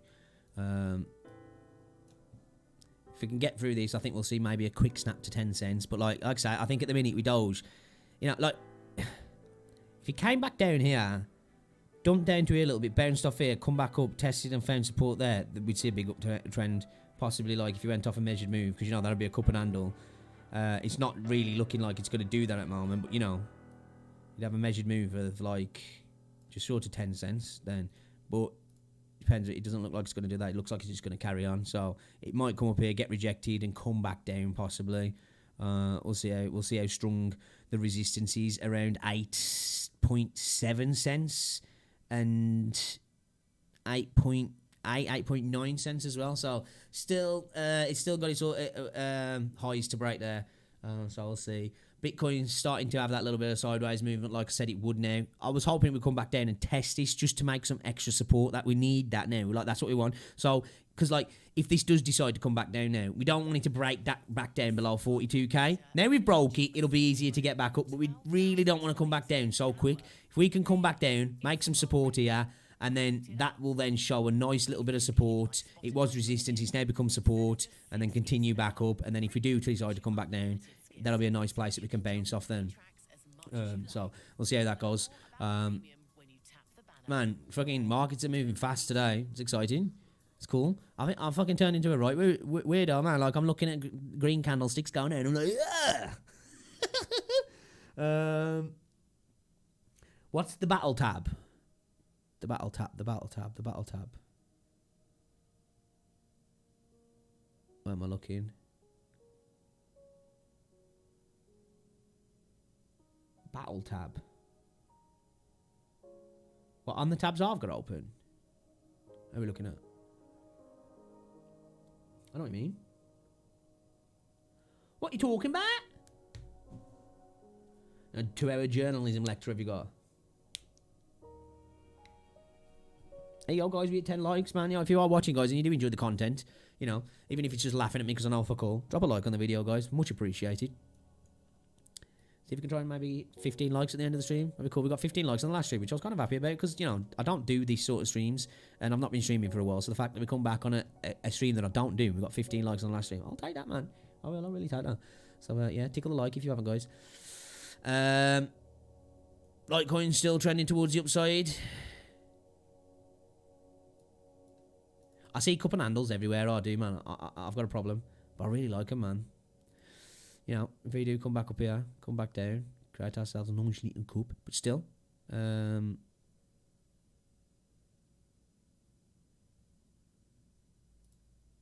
on the daily. Dude, if we create a cup and handle on the daily, though, ooh. It's looking nice.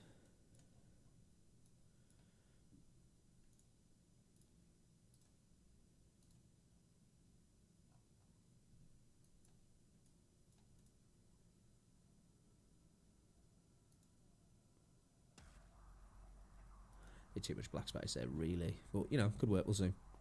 We'll see. We'll see if it respects it. Actually.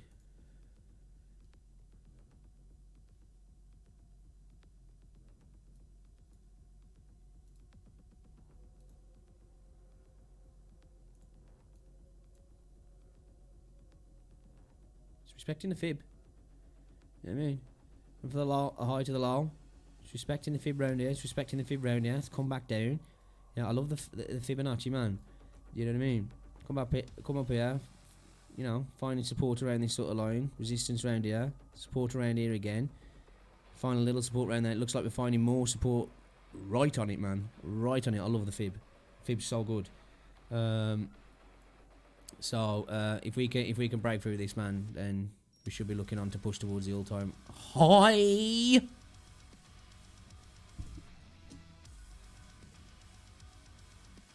Up.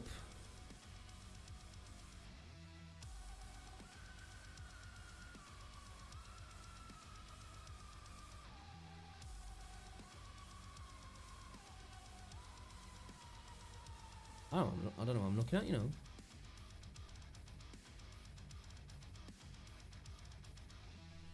Next to the Binance logo, third one, and it says battle.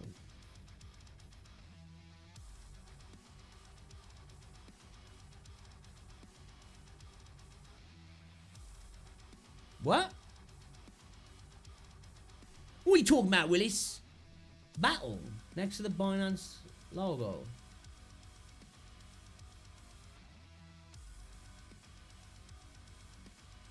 It says buy crypto, markets, trade, derivatives, finance. Yo guys, instant drop code coming in 20 seconds. You're gonna get yourself a little bit of free crypto.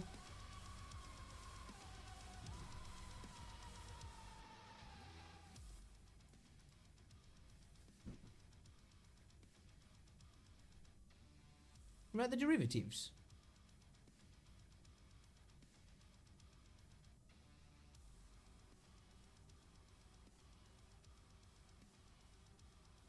I don't know what you've seen, bro. I can't see it, mate. I can't see it. I can't see what you fucking seen, mate. What you seen, man? What you seen?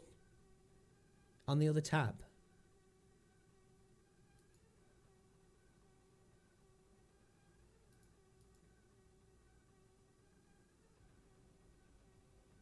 Oh, I don't know, you know, dude.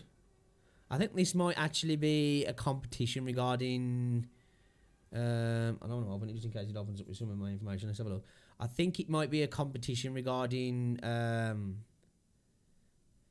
welcome to Futures Battle. Select contract size and choose longer saw. Battle against other players. Score and earn points as a win or loss. Yeah.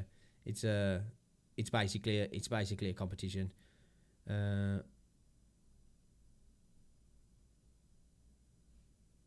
So you make trades against people, basically. Basically adding a bit of a game to it, like, you know, if you finish at the top, I don't know what you fucking win. All based on percentage returns, like. It's like, it does make sense that we will come back down, like I say. I hope we do come back down on Bitcoin, like I say, because we are in a heavily overbought position now, but we are, like I say, we are getting this nice little bit of sideways movement, which we really need. I think it would have been better coming down, back down, testing that for support again, but, you know, whatever. It's going to do what it's going to do. ADA is trying to get through there now. If you can make a little bit of support, man, we're good to go. You can now earn incent on phone by downloading and playing apps. Oh, really, can you? Oh, okay, that's kind of cool then. I like what incent are doing. Like, if incent had a little bit more fundamentals in the actual it could be quite big. Because if they really do seem like they're going after the mobile market, which is a smart decision in this world. You know, if you can get a currency that's got some good fundamentals that can be used as not so much as a thing to stack to make money, but can be used as an intermediary payment system, so you can get on the app, put your money in, and you can buy something off somebody in China without needing to worry about any bullshit with a bank, or you can buy something off a dude in Nigeria and instantly paid for, and your stuff sent to you, kind of thing. Like that's what the future is, really, because that's why cryptocurrency is so good, man. You know what I mean? You ain't got to worry about your bank pools and whether this accepts this or that accepts this. If they've got a crypto wallet, you've got a crypto wallet. You can pay for it like that. So it is really opening up the financial system to, like, so many possibilities, man. So I don't understand, like, when people look into what crypto is a little bit deeper than what, like, you know, like, I know a lot of people are just like, it's funny money, man, it don't even exist. And it's like, well, if you actually look into what, beyond Bitcoin, Bitcoin's not trying to be a currency or an exchange. It can be used to trade, but Bitcoin's like gold. That's what it's an asset to hedge against inflation and use as storage of wealth in a way. But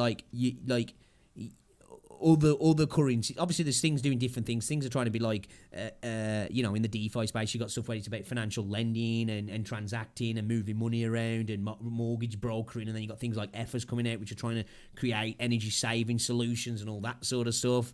There's so much to it. So much to it. Like, say, you got blockchains that are dealing with tracking of COVID vaccines, stuff like that, where you can get real time tracking when it comes to the blockchain a lot better than what you can with the systems that are out there now. And they're totally open source as well. So people, when it comes to like Ethereum, you know, if you come up with an idea, a financial system idea, like an idea for a blockchain that, well, I think I can create this DeFi, this decentralized financial system that's really going to help, I don't know, vets, whatever. Like, you know, if you're in that sort of field, you can then literally go and create that on Ethereum. And that's a beautiful thing. When it comes to things like banks, you might have an idea where you're like, dude, I can make this so much better for the banking system. But you're not able to do it because it's a closed system, where this is the great thing about crypto. Open source, decentralized. You've got a good idea, you can make it happen. You could create the next network that changes the world, like, you know what I mean? And that's why it's so exciting, man. Like, the space is so exciting. The DeFi space is super fucking exciting, man. Looks like Dot's breaking out. What did I say yesterday, guys? I'm going to start being like the moon, man. Exactly as predicted. I said if it looked like we was getting the indicators that are showing we was going to push for that line, we broke out, and now we're looking at $23. So yeah, I got in at dots. I think I got in at dots at around $12, $15, and $17. I got in at dots. So not in massive gains, but decent. You know what I mean? Like, what we're talking there. That's a bit short, but that's 86%, give or take a little bit, because we're a little bit short there.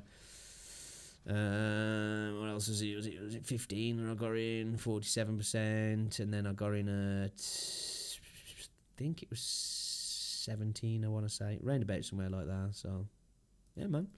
Every purchase, I'm up at least 30 to 80% now. So, not too shabby. Yeah, man. Exciting day on the market. Everything is on the move. You know what I mean? Everything is on the move. Ethereum's pounding. It's pushing towards that all-time high, man. Ethereum breaks out here, I think we're going to see a snap to an $1,800 Ethereum. If Bitcoin continues to do what it's doing now, there's no reason why, like I say, there's no reason why we won't get a little bit of a dip here, get some support and continue on, or get some consolidation around here. If Bitcoin just keeps doing what it's doing and doesn't have a dump, even if it goes sideways for a little bit, which is better for altcoins. If Bitcoin now, like it's in a really strong position, decides to consolidate for a day, go sideways, Ethereum will continue to fucking explode, altcoins will continue to explode, and then hopefully Bitcoin can come out of consolidation, moon up a little bit more, maybe pull some of the other coins up as well, and then hopefully the Bitcoin continues to push for a little bit. I know that some people will want Bitcoin dominance to end right now, but typically Bitcoin dominance ends, alt season starts, and that's a signal we're getting towards the end of the bull market. And we are running into alt season now. Alt season is starting, but Bitcoin's still doing moves. You know what I mean? I think like all this stuff with Tesla is going to spur it into a new run. If that wasn't going to already happen anyway, because like I said, we were knocking on the door of this level. We've been consolidating around here anyway, so it was always when we were going to break through, it was going to be a bit of a snap. But obviously, like I say, Elon's kind of just added, well, Tesla have added fuel to the fire now, so you know, it's anybody's guess now. Like, but we could see some real rapid moves in the Bitcoin space, like rapid. You know, you'll wake up, you'll go to sleep, wake up, and Bitcoin will be up $5,000 kind of moves. So definitely. Yeah, in a bull market, guys, man, this is what like I've been up so much, man, because markets move so fast. If you ain't fucking on it, you let me say it on some profit. And no, don't get me wrong, I never chase trades. End of the day, never chase trades. That's why I says, like, when it come to Doge, I got in round there, you know what I mean? I sold. A lot of people were trying to, and like, you know, I'm not saying there wasn't money to be made there, getting in here and selling off and then, you know, buying back in and getting out kind of thing. Like, but it wasn't for me because, like, these sort of things, I don't really want to chase trades because when you start chasing trades and chasing tops and chasing pumps, you get yourself into a really bad position. I bought in down here, I sold out down here, nice bit of profit. Then I was like, you know what, I'm done now. Even through all this, I was like, nah, Elon tweets, nah, Elon tweets, nah, Elon tweets. And then we got to round here and I was looking and I was like, actually, this is minus the tweets now. This is looking nice. And then I slapped down a little bit of a sorting my lines out. I had a look at what was happening on the indicators, and I was like, whoa, looking fine, baby. And then I got back in round here.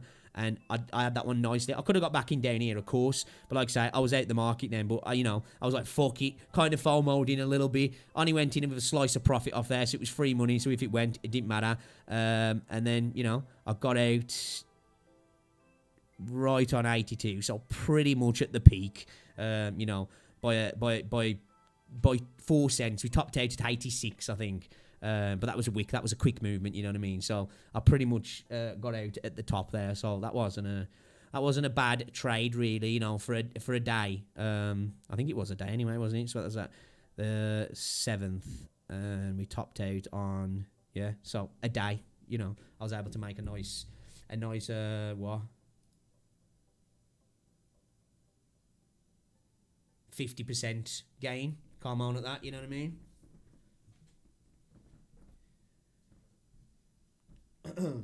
Back 13, man. Bitcoin's still slowly trying to push towards that 44k. Like I said, probably get a little bit of a consolidation now. ADA's struggling a little bit around there. I think it's going to break it. Like I say, we might see this little bit of rejection here and see us maybe coming back down, testing this line of support again, and then try and come back up. And I think if we do that, I think we'll break through quite strong then. And then it'll be a continuation on. Probably quite a bit of a parabolic move because ADA's been doing that. Like, you know, it seems to, like, have a parabolic jump. Does this little bit of consolidation for a little while. Jump, bit of consolidation, jump, consolidation, jump, consolidation, jump. But each time now, the consolidation's getting shorter and shorter. You know, we had the jump here, consolidation. I think we were getting ready to go into another uptrend. Bitcoin did its thing. We dipped. And now we're kind of getting back into this sort of movement here, which I think will break through. Once we break through, I think we'll have a bit of a push up, and then we'll kind of do the same thing again, you know what I mean? I really do think a dollar's coming fast for ADA. Like, ADA's one of my most bullish things at the minute. Like, I'm super bullish on ADA. I hope it doesn't let me down, man, because I really want to see a dollar plus on ADA. That'd be nice. That'd be lovely, actually. Be bloody lovely. But like I say, ADA's a long-term one for me as well, man. I'll probably get out at the top on ADA, cut some profits, short it on the way down, and then probably just buy a fat bag when it gets to the bottom. Because like I say, I do think ADA at some point is going to be worth a decent amount of money. Hundreds, you know, it could be like Ethereum. I really do think it could. ADA and DOT have the potential to become like Ethereum in terms of price and scope and how much they affect the rest of the space as well. Do you know what I mean? Because you got to understand, Ethereum's massive. Pretty much everything in the DeFi space is built on Ethereum. You know what I mean? It is the daddy in that sense. It brings so much, like, don't get me wrong, Bitcoin is value, Bitcoin is gold, it's digital gold, but Ethereum brings more than that. Ethereum brings actual intrinsic value with it. At the moment, like I say, it's just the issue with the gas prices and the scalability of the network. Once they solve that, hopefully it gets solved with Ethereum 2.0 network. Ethereum's going to be, like, in my opinion, one of the most undervalued assets on the planet. I really do think that. And I think if it works, Ethereum 2.0 launches with no hitches and it shows true scalability and the gas fees can be a thing that's fixed and all that sort of stuff, I think we'll really see mass gains of Ethereum because it'll be like... Because like we're in like a .com boom at the minute. And Ethereum's kind of like the internet of blockchains in a way, if that makes sense. You know what I mean? It's kind of like its own entity that allows all these other things to communicate via the Ethereum network to do their thing. Like, so it's a awesome thing Ethereum is, man. I really like Ethereum.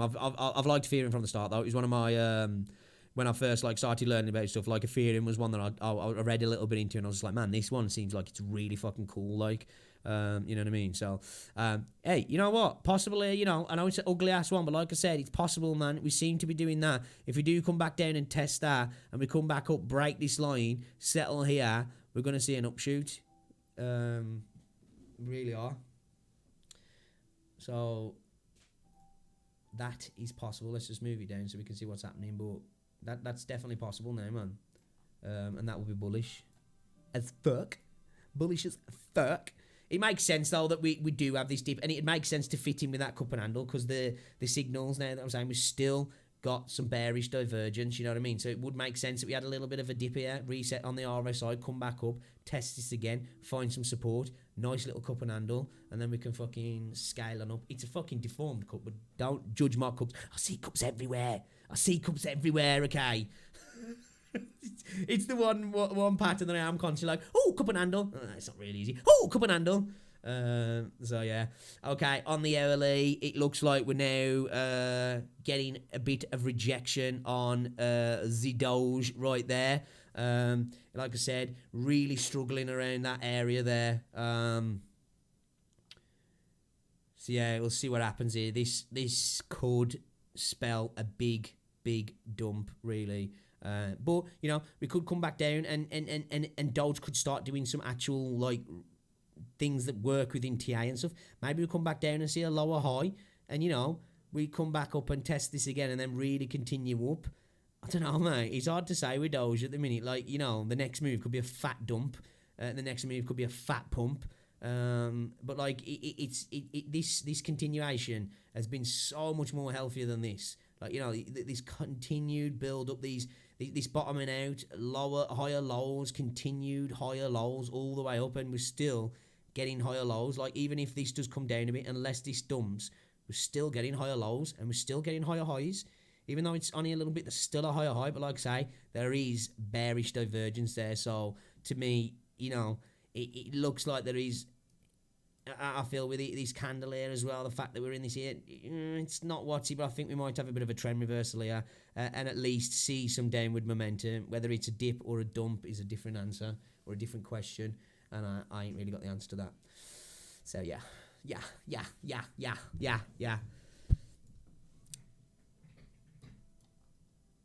Litecoin's doing its thing.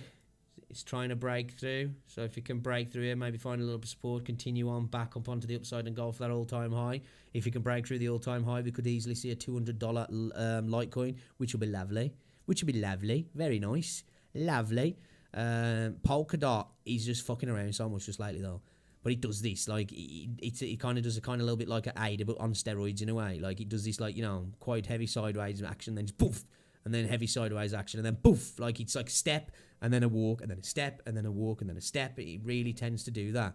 Polka dot is quite wavy as well. It's one that I definitely wouldn't like to do any fucking quick trades on. It's more of just a hold asset for me. What else are we looking at here? Yeah, Doge's he's definitely getting a bit of what's it. But at the same time, like I say, we could maybe build in a bit of a cup and handle here. You know what I mean? Could. It's fucking not the best, really, but it's still kind of there. It's a bastardized version, but, you know, if we get a little bit of a dip here, and if we do go off the measured move, you know, we could see sort of like...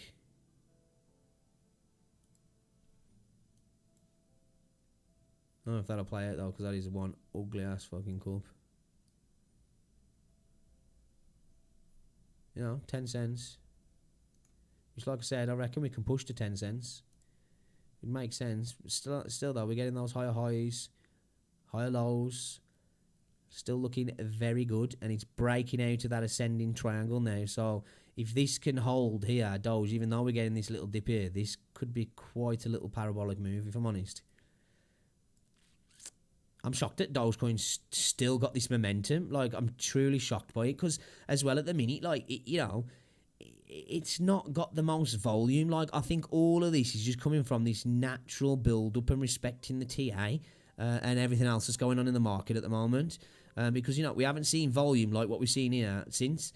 And this is still good volume, but, like, we're seeing these little pumps are carrying us on for a while. You know, we get this massive amount of volume coming, and we continue on the trend, and then mass amount of volume again, and the trend continues, and it seems like there's just a continuation of the trend really on Doge, but that ain't going to carry on forever. Don't with anything, but Doge is going to come fucking flying back to earth soon, in my opinion, and it's going to fucking burn a lot of people on the way down. I really do think that. So if you are in Doge, be careful, man. I'll never tell you if you should sell or if you should buy. I'll just say be fucking careful when it comes to Doge, man. Be careful in any crypto, guys. It is incredibly volatile, but though altcoins are even more volatile, and altcoins like that are even more volatile because, like I say, their value is literally dictated by you know, hype. You know what I mean? And like, hype is not a good thing for fucking trading. It's really not. So yeah. All right, cool. So we did try to get in on a Bitcoin long earlier, but Binance is fucking up. And while it's still being a bit iffy, I'm not going to bother getting on a trade at the moment. We'll probably wait and come back because I missed it anyway now, because Binance, by the time my order should have come in round here, but Binance was like, nah, bro, fuck me over, and then went straight past my order. So it's like, you know what, I'll wait now because we're in a bit of consolidation. I think we're going to continue to the upside, but I'll wait and see what happens, because if we do get a little dip down back here, I'll get in a long roundabout here, I think, or because that should show that'll be some good support for us. Is Ethereum. Oh, Ethereum's going for all-time highs, man. What was our all-time high? It was, wasn't it? It was 1760. We're close. We're $6 off. Ethereum's trying to go for an all-time high as well. Woo! It's fun cool, man. It's fun cool. Right, Jamie? Right? I'm telling you, man, like, it's gonna happen soon. It's just when, man. I'm actually shocked by the movement that Doge is making. Like, man, you could even go insane enough to say that, like, dude, that could be a fucking cup and handle, like a big boy one. So, like, if Doge does back test off there, like, if you went with a measured move, now this is, like, ridiculous. Like, this is ridiculous, really, because this is not really a cup and handle, but, like, you know, if it did that measured move, then we'd be going right to where I said I reckon we'll be at. This, like I said, was I don't think we'll get there, but I said if we do go past the 10 cent mark, I said, you know, we'd top out around about 14 cents. I guess we'll see. It is 8.2122 cents at the moment, so it's what, about 5 pence? Something like that at the minute. It's about right, isn't it? 8 cents is around about right. 5 pence, yeah? I'd guess. I don't know what pound to dollar is at the minute, man. I ain't paid attention. I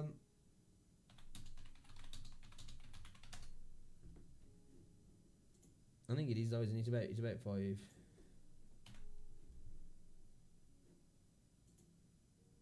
Yeah, well, 5 is 7. So yeah, 6 pence. It's about 6 pence now, just over 6 pence.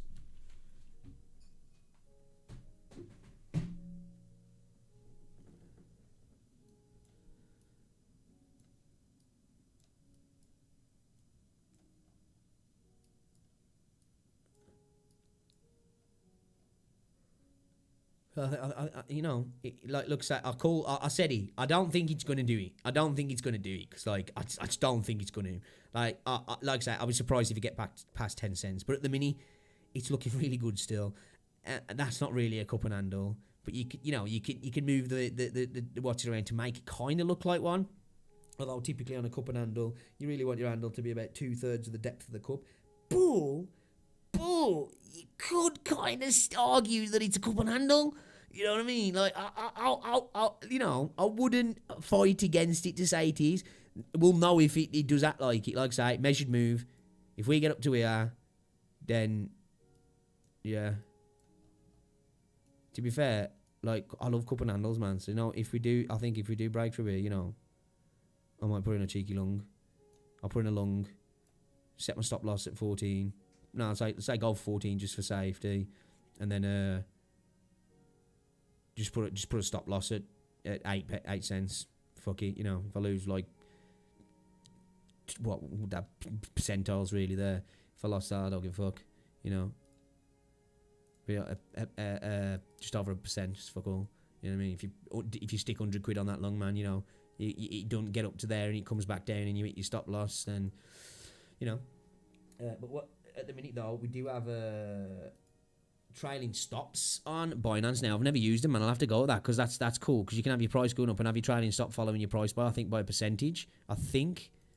Trailing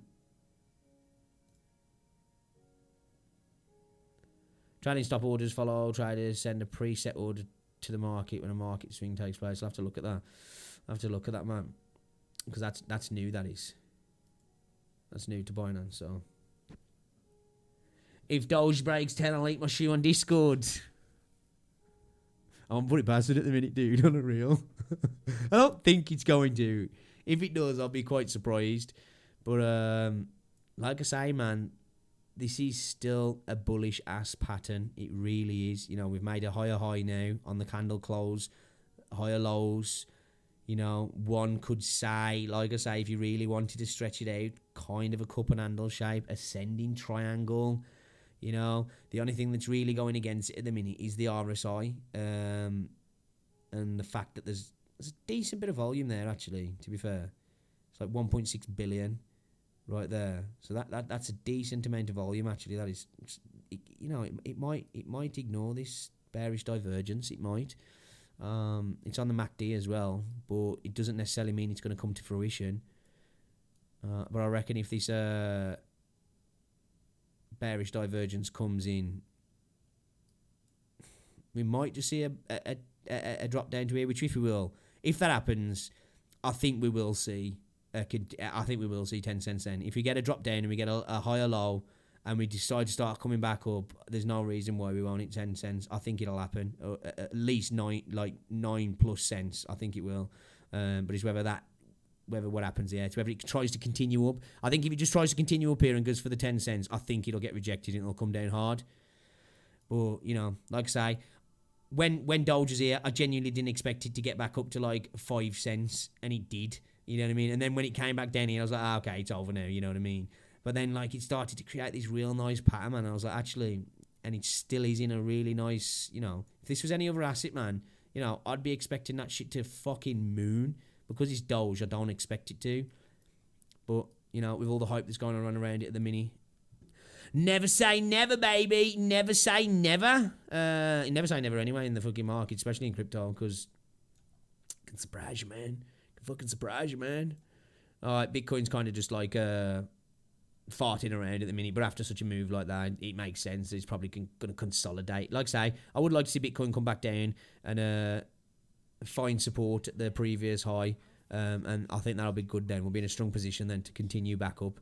Like I say, because if we do have some dips back down, we can use that as a nice bit of support then. Oh, have they, Jambo? Oh, that's cool then. I didn't know that. I really should use it to see what it's like to use. I've never used the fucking app. Like, all the incentive I've got is literally what you guys have sent me and what I've earned just for, like, you know, what's the word? My streamer, what's it? Every time you guys get a little bit, I'll get a little bit kind of thing.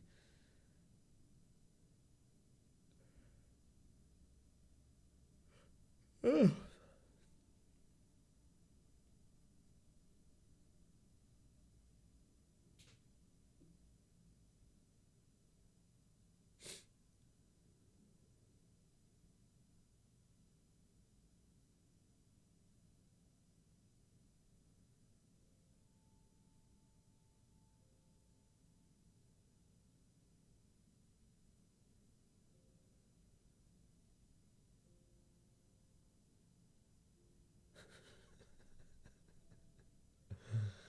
Fucking app's mad.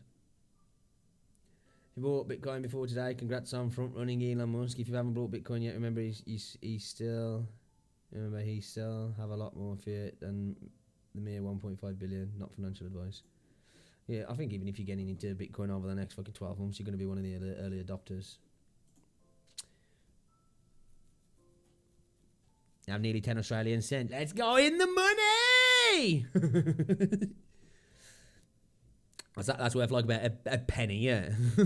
Australian dollars, like Canadian dollars out there. It's monopoly money, man.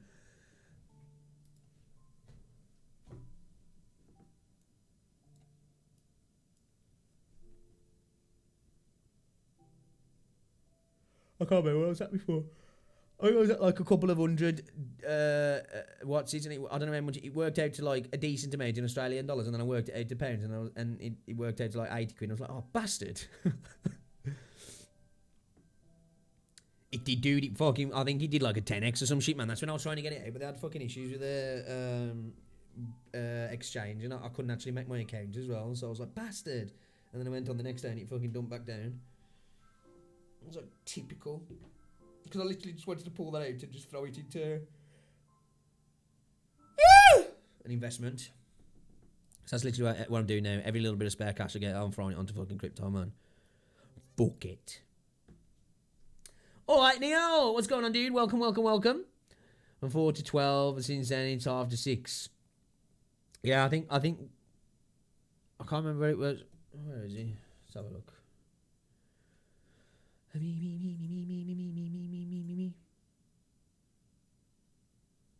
I'm sure at one point he got up to about 50 cents.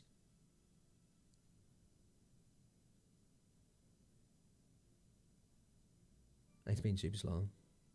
Like I say, man, this what Doge is doing at the minute, he could really be fucking bullish, man. Can I go back and look further back? Yeah, it was before then. Yeah, I'm sure it went up to 50 cents, you know. I'm sure it did.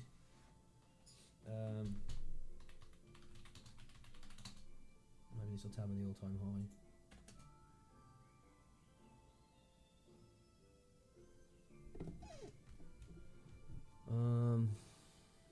It does swing a lot, though. This does, man.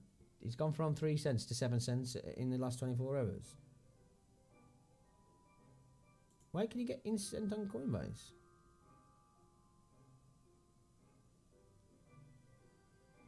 It's super volatile, though, incentives.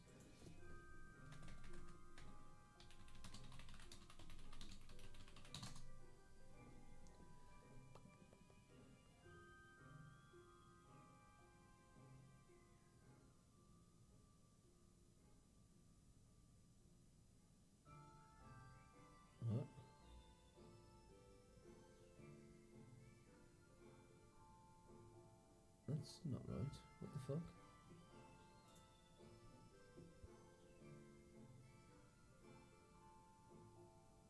Is that even the same incent now? looks like a totally different fucking logo.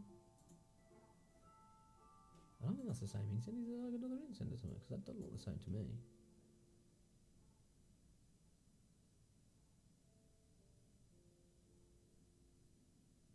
What's the price sitting at the minute? Yeah, this isn't the right one because this is saying this is sitting at 2 cents.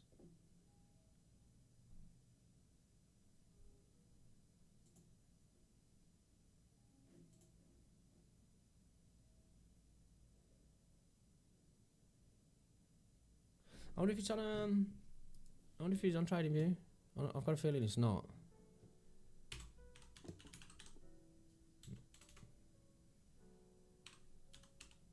What is the ticker? Is it in sent or is it just sent? Bastard. I'm sure it did though. I'm adamant it went up to 50 cents for its highest.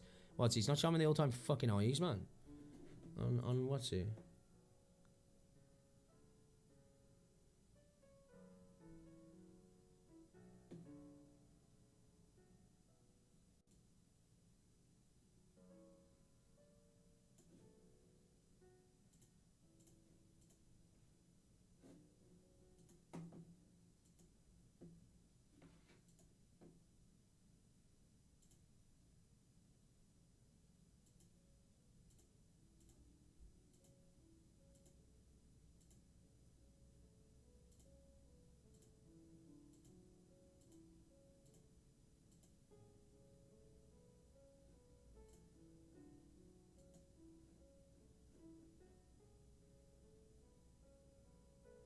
Looks like people are starting to pull Bitcoin off the exchanges into the wallets as well. So a bunch of Bitcoin get moved off then.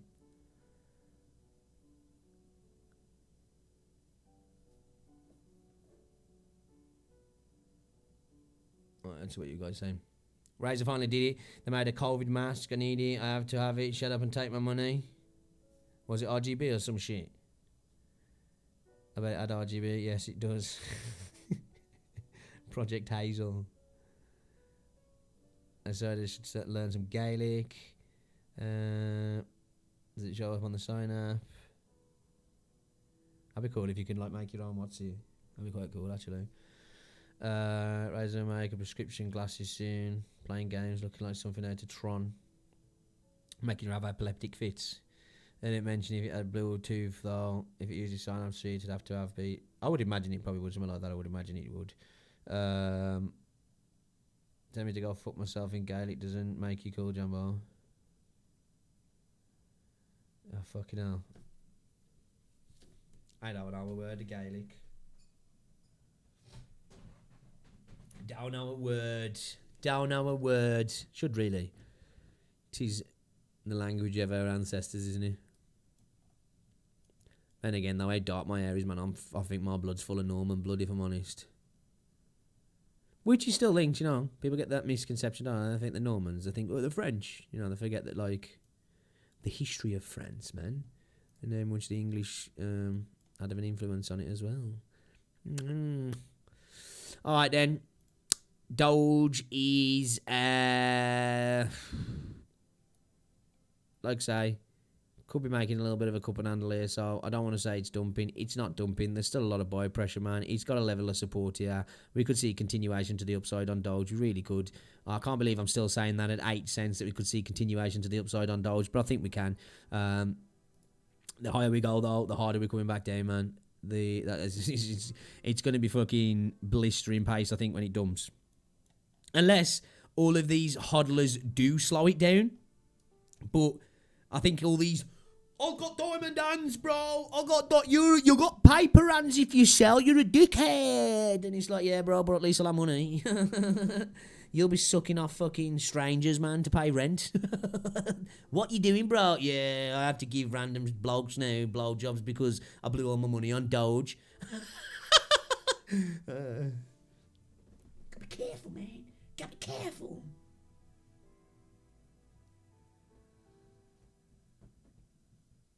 Yeah, I've got fucking Irish fucking blood on my dad's side. I got fucking porky blood in me.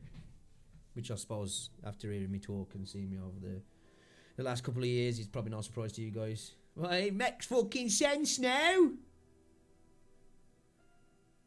Hold up. I'm just going to go put my phone on charge.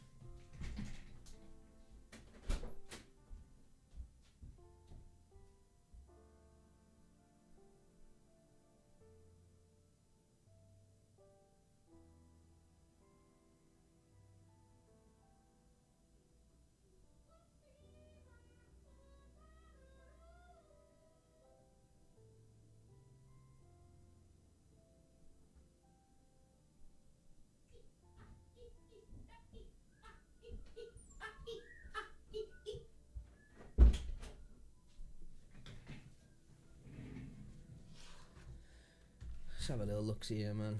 Let's see what some of my passive shit earned me today. I think that's gonna fucking push $25 soon, man. Jamaican blood in your penis. What's that, the one that hangs from your forehead, is he? That's why you can't shoot fuck all in fucking Valorant then. Fucking flash him, I can't fucking say.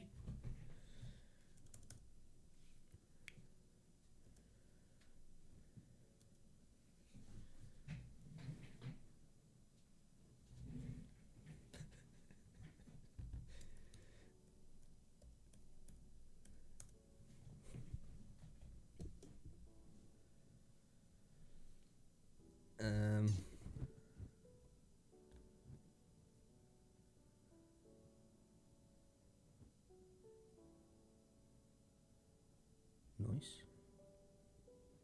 So just on them passive assets there. This is nothing trading wise, this is just passive assets.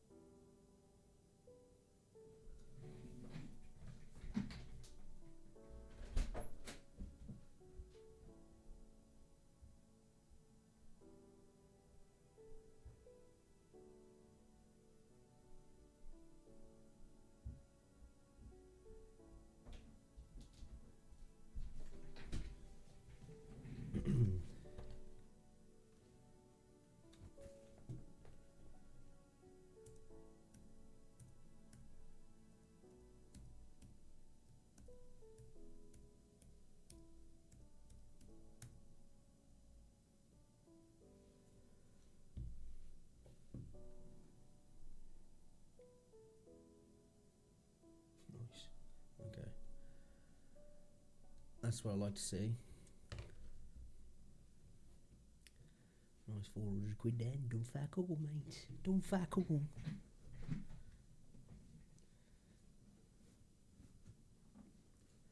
This is why I love this market, man. You know, you can get to the point on days where, especially if you like doing things like staking, you know, you don't even need to get out of bed and you're like fuck it, I made 400 quid today, let's go! Bullshit!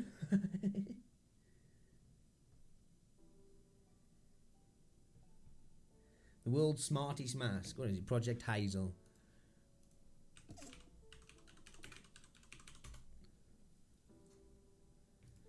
That looks like fucking event. What's it mask? What's her face from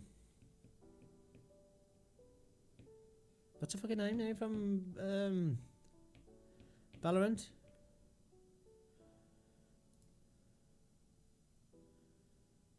How does it come on like a clear LED or something? Was it meant so people can see you talking?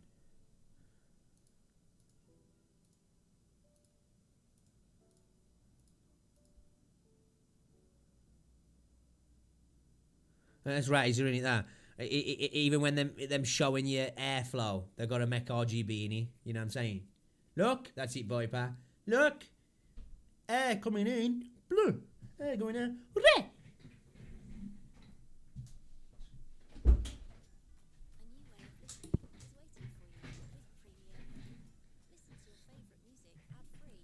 Aside from safety, we also looked how we could improve social interaction with the mask. face and muffle your speech.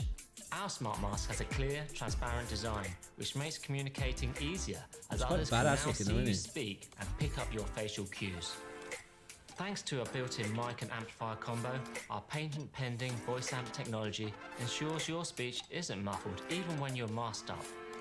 The mask is waterproof. Right, we're getting to the point now, though, yeah. People are going to, you know, where people used to get mugged for phones and stuff. People are going to start getting mugged for the fucking corona masks. You know what I'm saying? I got fucking robbed in the street. What, they take me mask? What? You what? System, making it ideal for frequent use. And because it's made of recyclable plastic, this sustainable design greatly minimizes wastage as compared to disposable masks. A smart mask should also be super comfortable to wear. The silicone guard sits snugly around your face.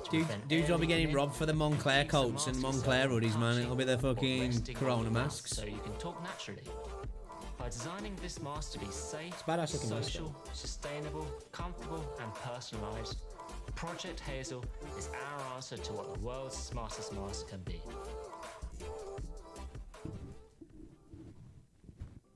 We do live in a mad world nowadays, don't we, though? Okay, back above 44k here, guys. Bitcoin's looking strong again now, man. We had this little bit sideways momentum. We've got a little bit of bearish divergence there. Like I say, I wouldn't be surprised if you come back down to test this. It'd be a fine move, totally fine. You know what I mean? Not that, sorry. Fucking hell, we're on the wrong one.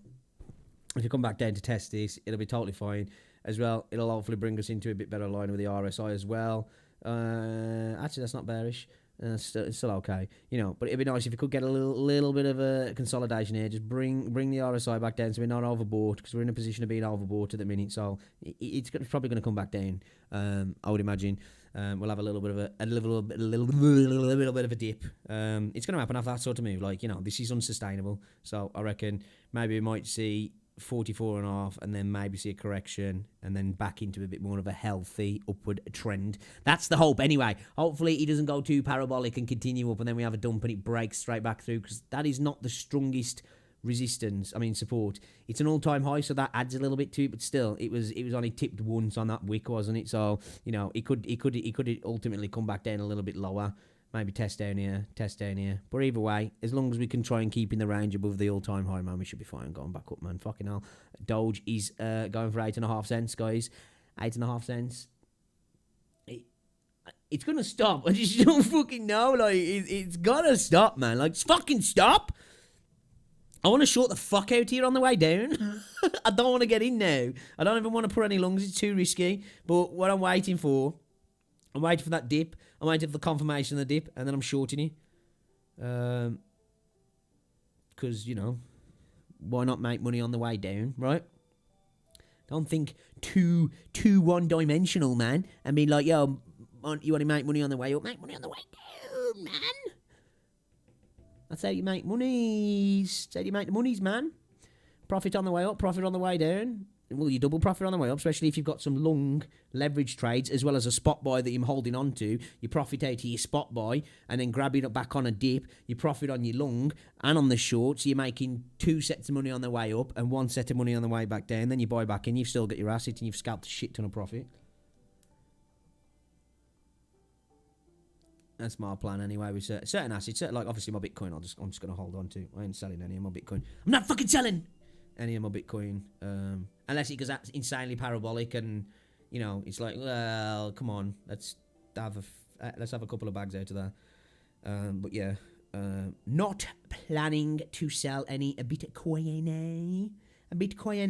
So even though we've had this bearish divergence, it looks like ADA might try and fight against it unless we get a hard rejection here now and then come back down to the 67 cents and then have another go, which is still likely. Like I say, still a bit of bearish divergence there. What's it saying on the 4 hour?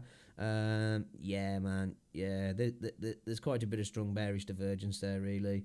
It's on the hour, it's on the 4 hour, it's on the 15. Well, actually, on the 15 minute. That might be where that's showing a little bit, actually, though. We got a higher peak, didn't we? So, still there, though. It's still there, though. I think we're either going to break through this and ignore this divergence, or I think we're gonna come back down to 67 cents and then have another go at 70 cents. and then, or should I say 69 cents. And then if we can get back up to here, put some support on here, and then rally for this, and either bounce around in this range and then continue on, or just straight back through, get some support and continue on. Like I say, ADA still bullish as fuck for me. Bullish as fuck. Just look at it, man. This is why I love fucking crypto, man. You don't see these shit in stocks, man. You don't see these shit in stocks. Does it cost more? The difference when it comes to costs, you want to be, I can't remember now which way it's around. This is a certain little words like this. I can't remember if you want to be a taker on a buy or a maker on a buy, and the opposite on a sell. So really, you don't want to be using market. You see, when you buy, you got limit, market, and then you got your stop limits and stop markets and all that stuff. You want to purchase on limits because you'll take less fees that way. If you're purchasing on a market fee, you'll become a maker. Do you know what I'm saying? So when you put your limit order in, right, you'll put a limit order in, and your order will go into this book here. So when the price hits you, your order will get filled, and that'll reduce your fees a little bit, like, you know what I'm saying? Because if you just go in on a market buy, sometimes you pay a little bit more fees, but like, say you buy, I don't know, let's say you buy fucking 100 ADA. You might have 80 ADA bought at one price and the other 20 are bought at a slightly different price. You know what I mean? Because the order wasn't fully filled. And then that can happen with the limit orders as well, but it's cheaper to go limit, and it's better to go limit, man. You can set yourself some nice, you can just set yourself up better with limits. You know what I mean? You can have yourself your buying price, right? Your buying price. You know, I'm gonna sell here. Like I say, when it comes to the short sell, man, if you're ever longing or shorting, just make sure you set a stop loss. Always set a stop loss, man. Too many people forget that, thinking that it's gonna go the way them whole. Because like what a lot of people do, say you're on an uptrend, right? Let's see, we'll draw it here. You're on a little bit of an uptrend, okay? Say you're doing this, yeah, and you're putting an order here. Somebody will put in a limit order here on a long, you know, a leverage trade, just a little leverage trade. Say you buy 10 quid's worth of Bitcoin on a 3x, right?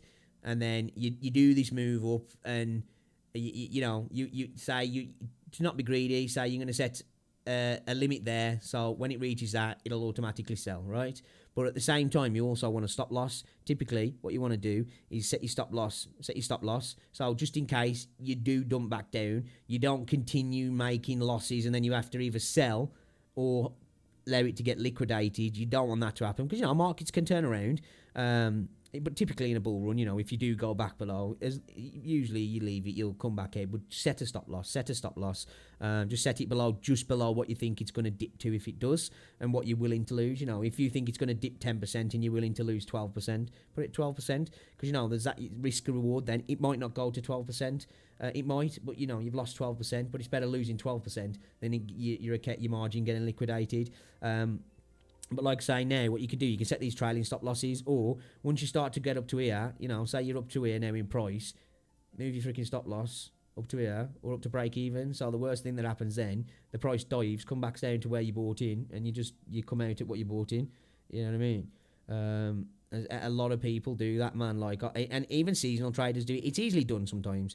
You know what I mean? Like, I put a limit order in the other day, and Binance just didn't take the order, which was annoying. So it happens.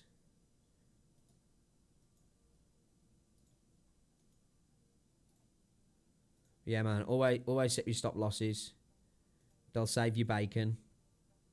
And if you're ever doing any leverage trading, guys, don't use high leverage, man. Just don't do it. 1, it's risky. 2, you need a high margin to make it work. 3, say that your price is here. Yeah. Oh fuck. Say your price is here, you put in your order on a low margin, your liquidation price. Like, obviously, this is just take it as these bigger gaps, like, right? That's your 3x. Your liquidation's down here, so you've got the ability to come all the way down here before the entire thing gets wiped out, right? You don't want to get liquidated, because what's in the margin balance then? Gone. Do you know what I'm saying? So when it comes to I'm talking about fees, holding a short position, so overnight. Does that have more fees due to you borrowing? No. Well, see, like, there's 2 ways you can do that. Like, when you do that, you'll just take the difference in the percentage profit. Do you know what I'm saying? So, say you do a trade, you'll put up your margin, and the 3x will be borrowed for you, and you'll just make the difference. There's another way to do it, though. You don't just have to do it like that. What you can do is you can actually go and borrow, as if it's like a bank. You can go into Binance and go to margin, and you could borrow, I don't know, depending on, it depends on how much is in your account. You could borrow 100 ADA, and then what you could do is be like, right, okay, I think we're about to dump in price. Let me sell my ADA at the top, and I'll buy that 100 ADA back. Send the ADA back to Binance, and then you take the profit. Do you know what I mean? There's two ways you can do it. I don't really do it like that. I tried it like that a couple of times when I first started trading, and it kind of fucked me up, man. You know what I mean? So like, I just do long and shorts now. What I'll typically do is I'll use 5% in my portfolio. Say you got 100 quid. 100 quid in here now, right? So you put 100 quid into your Binance. If I was doing a long trade, this is me personally. So I've got 100 quid in. I'm getting my confirmation. We're getting an upward trend. Wait for my confirmation. Let's say I'm going to buy in here. I'd then put my long in. I'll put my long in just above here. And then I'd only go with a 3 to 5XO max. And like I said, I'd put 5% into the 100. So I'm only using a fiver. You know what I mean? Small amounts. I'd rather use that small amount and, you know, couple of quid profit off that. You do that a couple of times throughout the day, you know, you can get 20, 30 quid, start off small, and then as your margin gets bigger, as you turn your account from 100 to 500, you know, your 5% gets bigger and bigger and bigger and bigger. And the thing as well, when you use small margins, you can get liquidated. You can get liquidated multiple times before you fucking eat up your account. Like, what I did before, it was accidental, man, because Binance was freaking out. I put it on an isolated 3x, but then when I went in to purchase the price, I don't know what happened with Binance. Like it was freaking out earlier. I don't know if it was something like that happened. I put the trade in and I looked at my liquidation price and I was like, why is my liquidation price so high? And then I looked and I was on a 20x cross fucking margin. And I was like, no. And it got liquidated. And like I'd put 15 quid on it. It was only a small trade. I'd just chucked 30 quid into the margin side of my balance, because you've got your fiat and spot, you've got your margin, then you've got your futures. Sorry, my futures side. I put it into my futures, and then I lost the entire balance within the futures account because it got liquidated.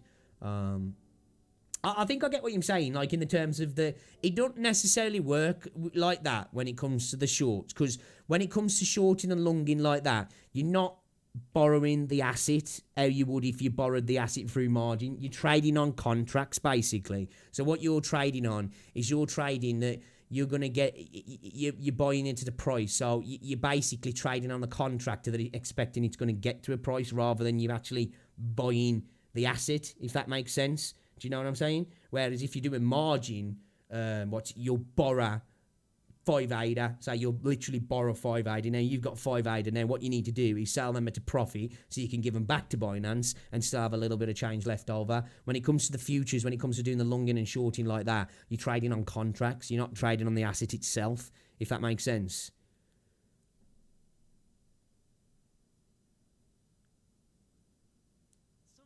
I'm not the best person to explain it, really, because like when it comes to all that sort of stuff, like, you know, like I say, I'm still new to all this. I understand it in my own head, but then when I try and explain it, I don't make much sense of it, I don't think.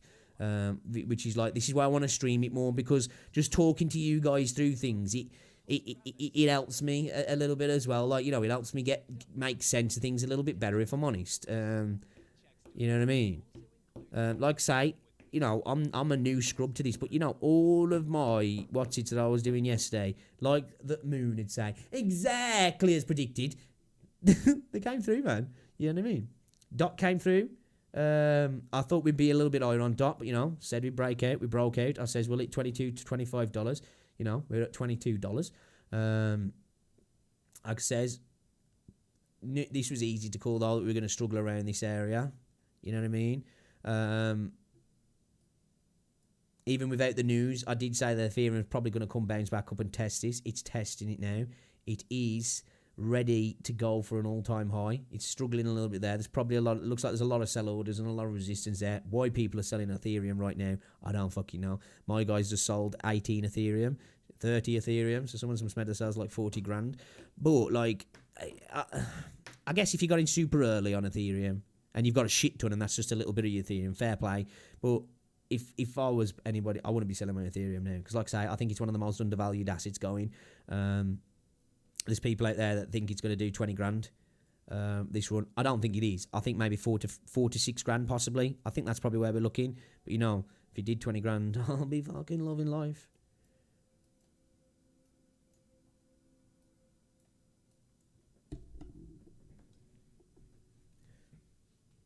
Yeah, so you'll be on the contract then, and then what you'll do is you obviously have to buy it back. So you'll go into your long, say you've gone into your long position, right, with your 3x leverage. You get up to, say, this position, whatever, you've got, say you're in, 20% profit, you know what I mean? It's 20%, a 3x of the 20%. So you take that difference, and then when you sell the contract, you'll sell it obviously at the same amount. Say you've got 5ADA, you bought 5ADA, you sell 5ADA back. That goes back to Binance, and you just take the difference then. Do you know what I mean? So if you made 20% on a 3x, you take that 20% on a 3x, and then Binance just take the contract back. Obviously, the way Binance make the money is they'll have a commission. Do you know what I mean? They have a commission on every trade that you make. So you say that on that fucking 20% 3x that you just make, they'll take a little bit of that as well. Do you know what I mean? That's how they make their money. Every trade you make, they take a tiny bit of commission.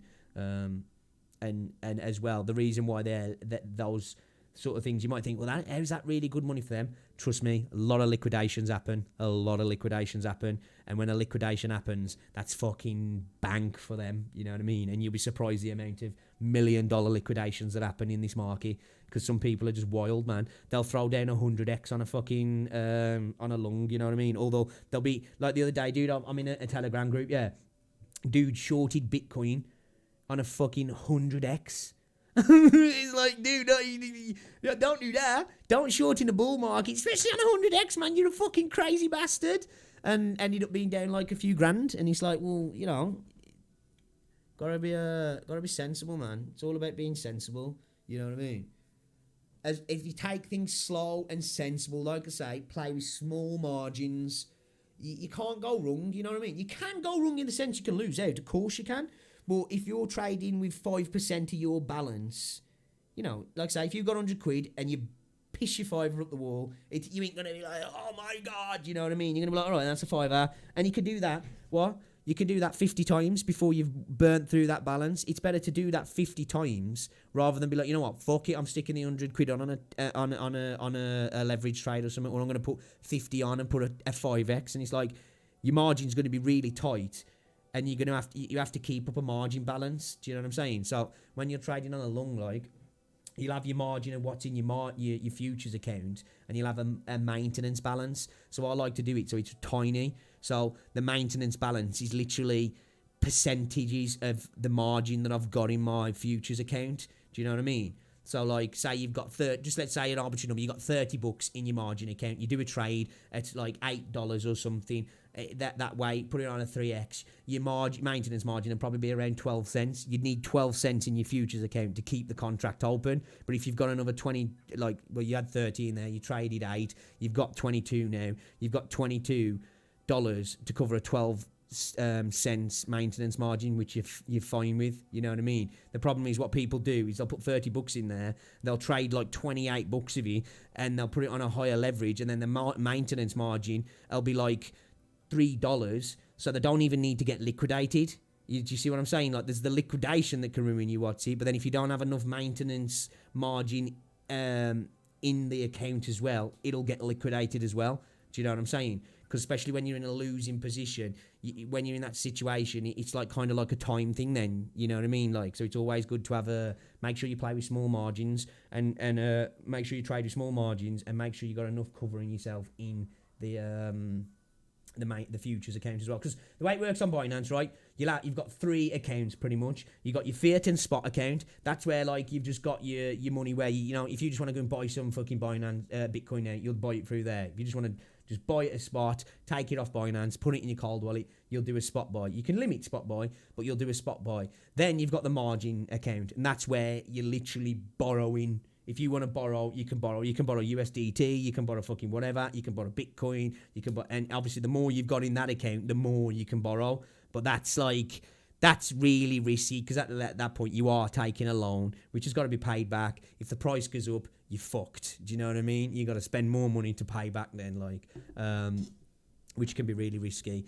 And then you've got your futures account, which is to do with your leverage and your longs and your shorts and your contracts. And that's a separate one as well. And you have to fund each one. But what you can do is you can transfer money from each one to the other. So if you want to do some longs, transfer a bit of your money over into your futures account, make it a bit smaller, take a percentage of that to trade with. You'll have a nice margin, and then you'll be fine then. Because typically when I'm trading on Bitcoin, my margin, like say Bitcoin's at 40k now, my liquidation price would be like 29,000. So Bitcoin would have to literally lose 50% of its value within my trade for my trade to get liquidated. And then I'll typically have like less than 10% of the maintenance margin to keep the trade open. So it's not gonna. The only way my contracts typically end up in a losing for me when I'm doing longs in the market is if my stop loss gets hit, because I always hit a stop loss. I'd rather have a stop loss and lose a couple of dollars than it fucking dive and then be having to sell the fucking trade, short the trade because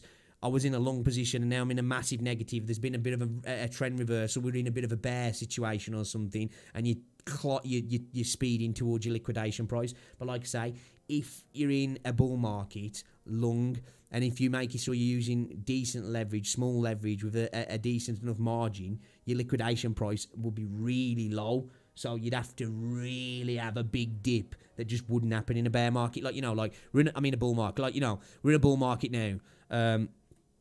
Until we go into a bear market, Bitcoin is not going below 20k. You know what I'm saying? So, we could have a massive dump and then a pump, but, that ain't going to happen, I don't think. So, if your liquidation price is down here, Bitcoin's going to have to do a big dump to get to that liquidation point. So, it's always best to trade like that. The second you start knocking your leverage up, that liquidation point will come up and up and up and up and up and up. And then, Bitcoin will only have to do a severe swing and you're liquidated. And that's the last thing you want to do. I've been liquidated. I think I've had 2 or 3 trades that were liquid. No, 2 trades that were liquid. No, 1 trade. No, 2. 2 trades that were liquidated. The one was fucking around. The other one was accidentally, like I said, when I tried to put my margin in, but for some reason it switched my isolated 3x to a cross 20x. That one got liquidated. And that was just an unlucky one because the trade would have been a winning trade, but because the liquidation price was high, it swung down into the liquidation price and then continued to the upside. So, I got liquidated on a winning, what would have been a winning trade, but because I had too much leverage, I got fucked. And simple things like that can fuck it. And so many people will just be like, fuck it, I'm doing 50x. It's like, bro, man, I don't know how people can do that. I'd be stressing, you know what I mean? Dude, even when I'm on small trades, I'll sit and watch it, I can't help myself. Even if I've got, 20 bucks on a long, on a 3x, I'll be sitting there watching it, be like, ooh, I'm 10% in profit, ooh, I'm 20% in profit. You know what I mean? I can't help it, man. So, if I had a fucking, 100x trade on something, I think I'd be fucking pulling my hair out of stress, because risky business, man. Risky business. But yeah, I'm probably not explaining stuff very, very, very well as well. And probably some stuff incorrect as well, like I say. But you're not actually trading the asset there. You're trading contracts, basically. Looks like everything's hitting a little bit of resistance at the minute. Bitcoin's kind of just consolidating. ADA's struggling around here, man. Like I says, I think we might actually see, we've got a lot of sell pressure on ADA. Look, a lot of sell pressure. And we've got bearish divergence. So, like I say, it would probably make sense we come back down, test the 67 cents again, and then try again. There's no reason why it can't do that. Hopefully, it doesn't create a bit of a heavy dump. We do... could almost say it's a double top, which is not great, but at the same time, if we have a little comeback down to here and then continue back up, that'll become more of a cup and handle, like I say. But if we do dump, we decide to come back down to maybe 61 cents, you know what? I wouldn't even be mad if we came back down to 55 cents, because I'd just buy some more, and then hopefully we get back onto the upside, because that's what I'm doing with ADA. I'm dollar cost averaging every chance I can get. When it has a little dip, I'll buy a little bit more. And I know that's what people have been doing with Dogecoin, but that's not something I'd recommend doing with Dogecoin, in my opinion. Like I say, I wouldn't even be touching this with a barge pole right now because, it could go either way now. It could have a little continuation to the upside into this zone that I was talking about, or this motherfucker could dump like a serial killer dumping a fucking body. Be gone. Be out of here. Ethereum really trying to break through to that fucking that level of resistance there.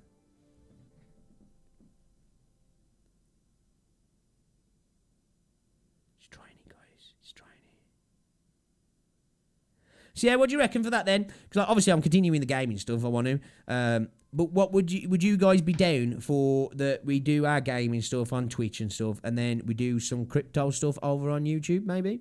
You know, try and get out a gaming stream each afternoon or each evening, and then do some crypto stuff, vice versa, morning or afternoon, whatever. And maybe sticking to YouTube with it as well, I'm thinking.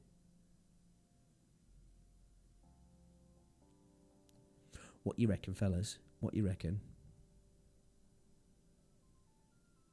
So I might end up streaming some more crypto stuff tonight. And then tomorrow we'll stream some video games.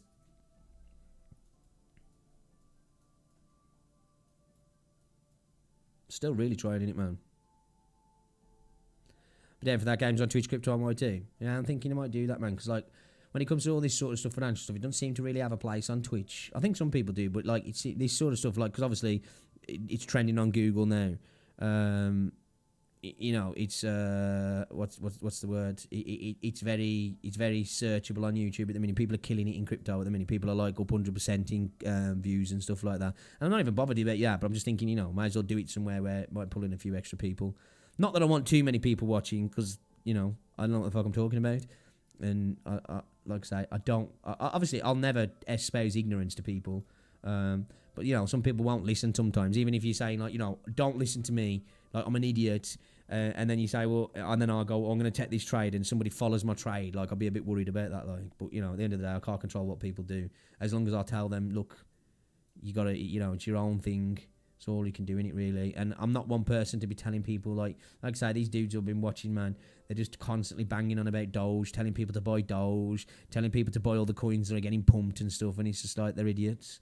I think there's far too many people out there on the space. It's good to see that there is a lot of people who are sensible in the crypto space. There's a lot of streamers who are sensible. You know what I mean? They know that they shouldn't be telling people to buy, and they do. They go out their way to make sure, even when people donate to them and say, dude, should I buy this? Should I do this? And I'm like, bro, can't tell you. You know what I mean? But then there's dudes out there who are literally like, yo, I'd buy it, man. Get in now. Buy the dips. If I was you, I'd buy. Like, this is a really good price to buy. Like, you guys should be getting in now. You guys should be buying. And it's like, people turning around saying, do you think I should put $100 in? And going, yeah, man, $100 is all right if you can afford to lose it. And it's like, shouldn't say that, because like it does, it backs up, especially if people are in FOMO. That fear of missing out, it's really powerful, man. You're like, fuck, and then somebody else goes, I would. You're like, oh, go on then. You know what I mean? And the next thing oh, fuck, I've lost $2,000. Looks like you're enjoying this too much to game. I think I am a little bit. That's why I ain't really been gaming much, man, because I've just been stuck on the markets. Like, you know what I'm saying? I like, even when I'm off it, I have turned into that dude. Like a dude put up a tweet the other day saying, like, does anybody else do this when they wake up now and roll over and then checking the markets on the phone? And that's me at the minute. Like, I wake up, like, if I ain't waking up, awake enough to even look at my phone, I'll be like, Rosie, if it's up before me, like, yo, will you check the price of Bitcoin? Have a look at what Dogecoin's at. What's Ethereum sitting at right now? And then, like, I'll typically roll over while I'm drinking my cup of tea and just have a little look on the laptop, and then, like, I get back, I have something to eat, and I'm straight back at it, man. And, like, the last few days, I've been doing it all day and all fucking night. Like, some days I'm up till 4 or 5 o'clock in the morning doing it. But, it seems mental, I know, but at the end of the day, it could be a really good earner. I'm willing to have a couple of weeks where my sleep pattern's fucked if in a few years' time I'm financially free. You know what I mean? Like that's the thing for me. Like, I want to be financially free. I want to never have to rely on cutting a check from anybody else in my life. I want to be able to make it so Rosie doesn't have to go to work or work for anybody. I'd love to make it so I can set up Rosie's business for her, sort the house out, get a new car, and just be financially free for the rest of my life. Not live fucking wild, you know what I mean? But, like, know that the rest of my life I've earned enough money to look after myself, and I've got assets that are going to continue to grow for me, and I can live a good life without having to work a 9 to 5 and have to tell anybody tell me what to do. Like, it really is what I want to happen now. And I know it's not going to happen this run unless I make some insane trades, which are not going to happen. Like, that's not what I'm trying to do anyway, so I'm not even being risky. My plan is to make a bit of profit, scalp that profit, build my bags, go into the bear market, and continue to just top up my bags over the next coming years. Hopefully we get some pumps within the bear market where I can scalp some more profit and buy some more of my bags, and then come the next bull market in 2024, when the halving happens and we have a real serious run again, you know, I'll have enough bags of multiple different things that maybe that year can be the year I'll become financially free. And if it's not that year, maybe 2028. You know what I mean? If I can be financially free before I'm 40, that's still young. You know what I mean?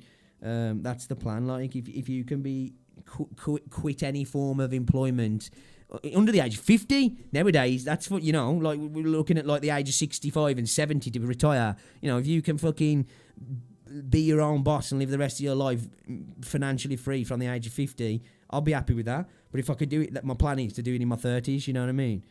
If I can do it by the time I'm like 36, 37, I'll be happy with that. If I can do it by the time I'm 40, sound, you know what I mean? That's the plan anyway. My idea is, you know, by the time I'm 43, that's where I'm looking at reasonably, but I want to do it in my 30s. My plan is for the next run to try and do something and you know, get rid of the ball and chain that is stressing about money and thinking that, you know, you've always got to be working to somebody else, his schedule or whatever, to make you cash.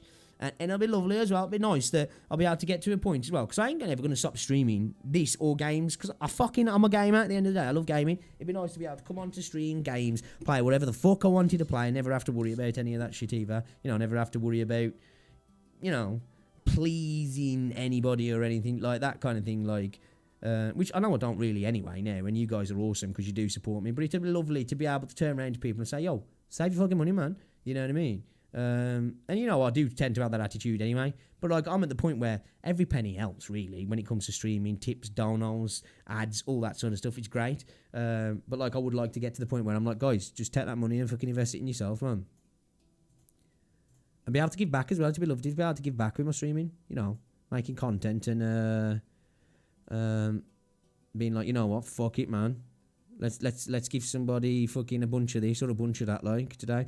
Anyway, guys, I'm going to have to fuck off, man. It's 25 to 5. I'm going to get me bollocks fucking snipped if I don't go and get the missus. So, thank you very much to everybody hanging out, guys. I really do appreciate it. Remember, if you do decide to do any trading, don't listen to me.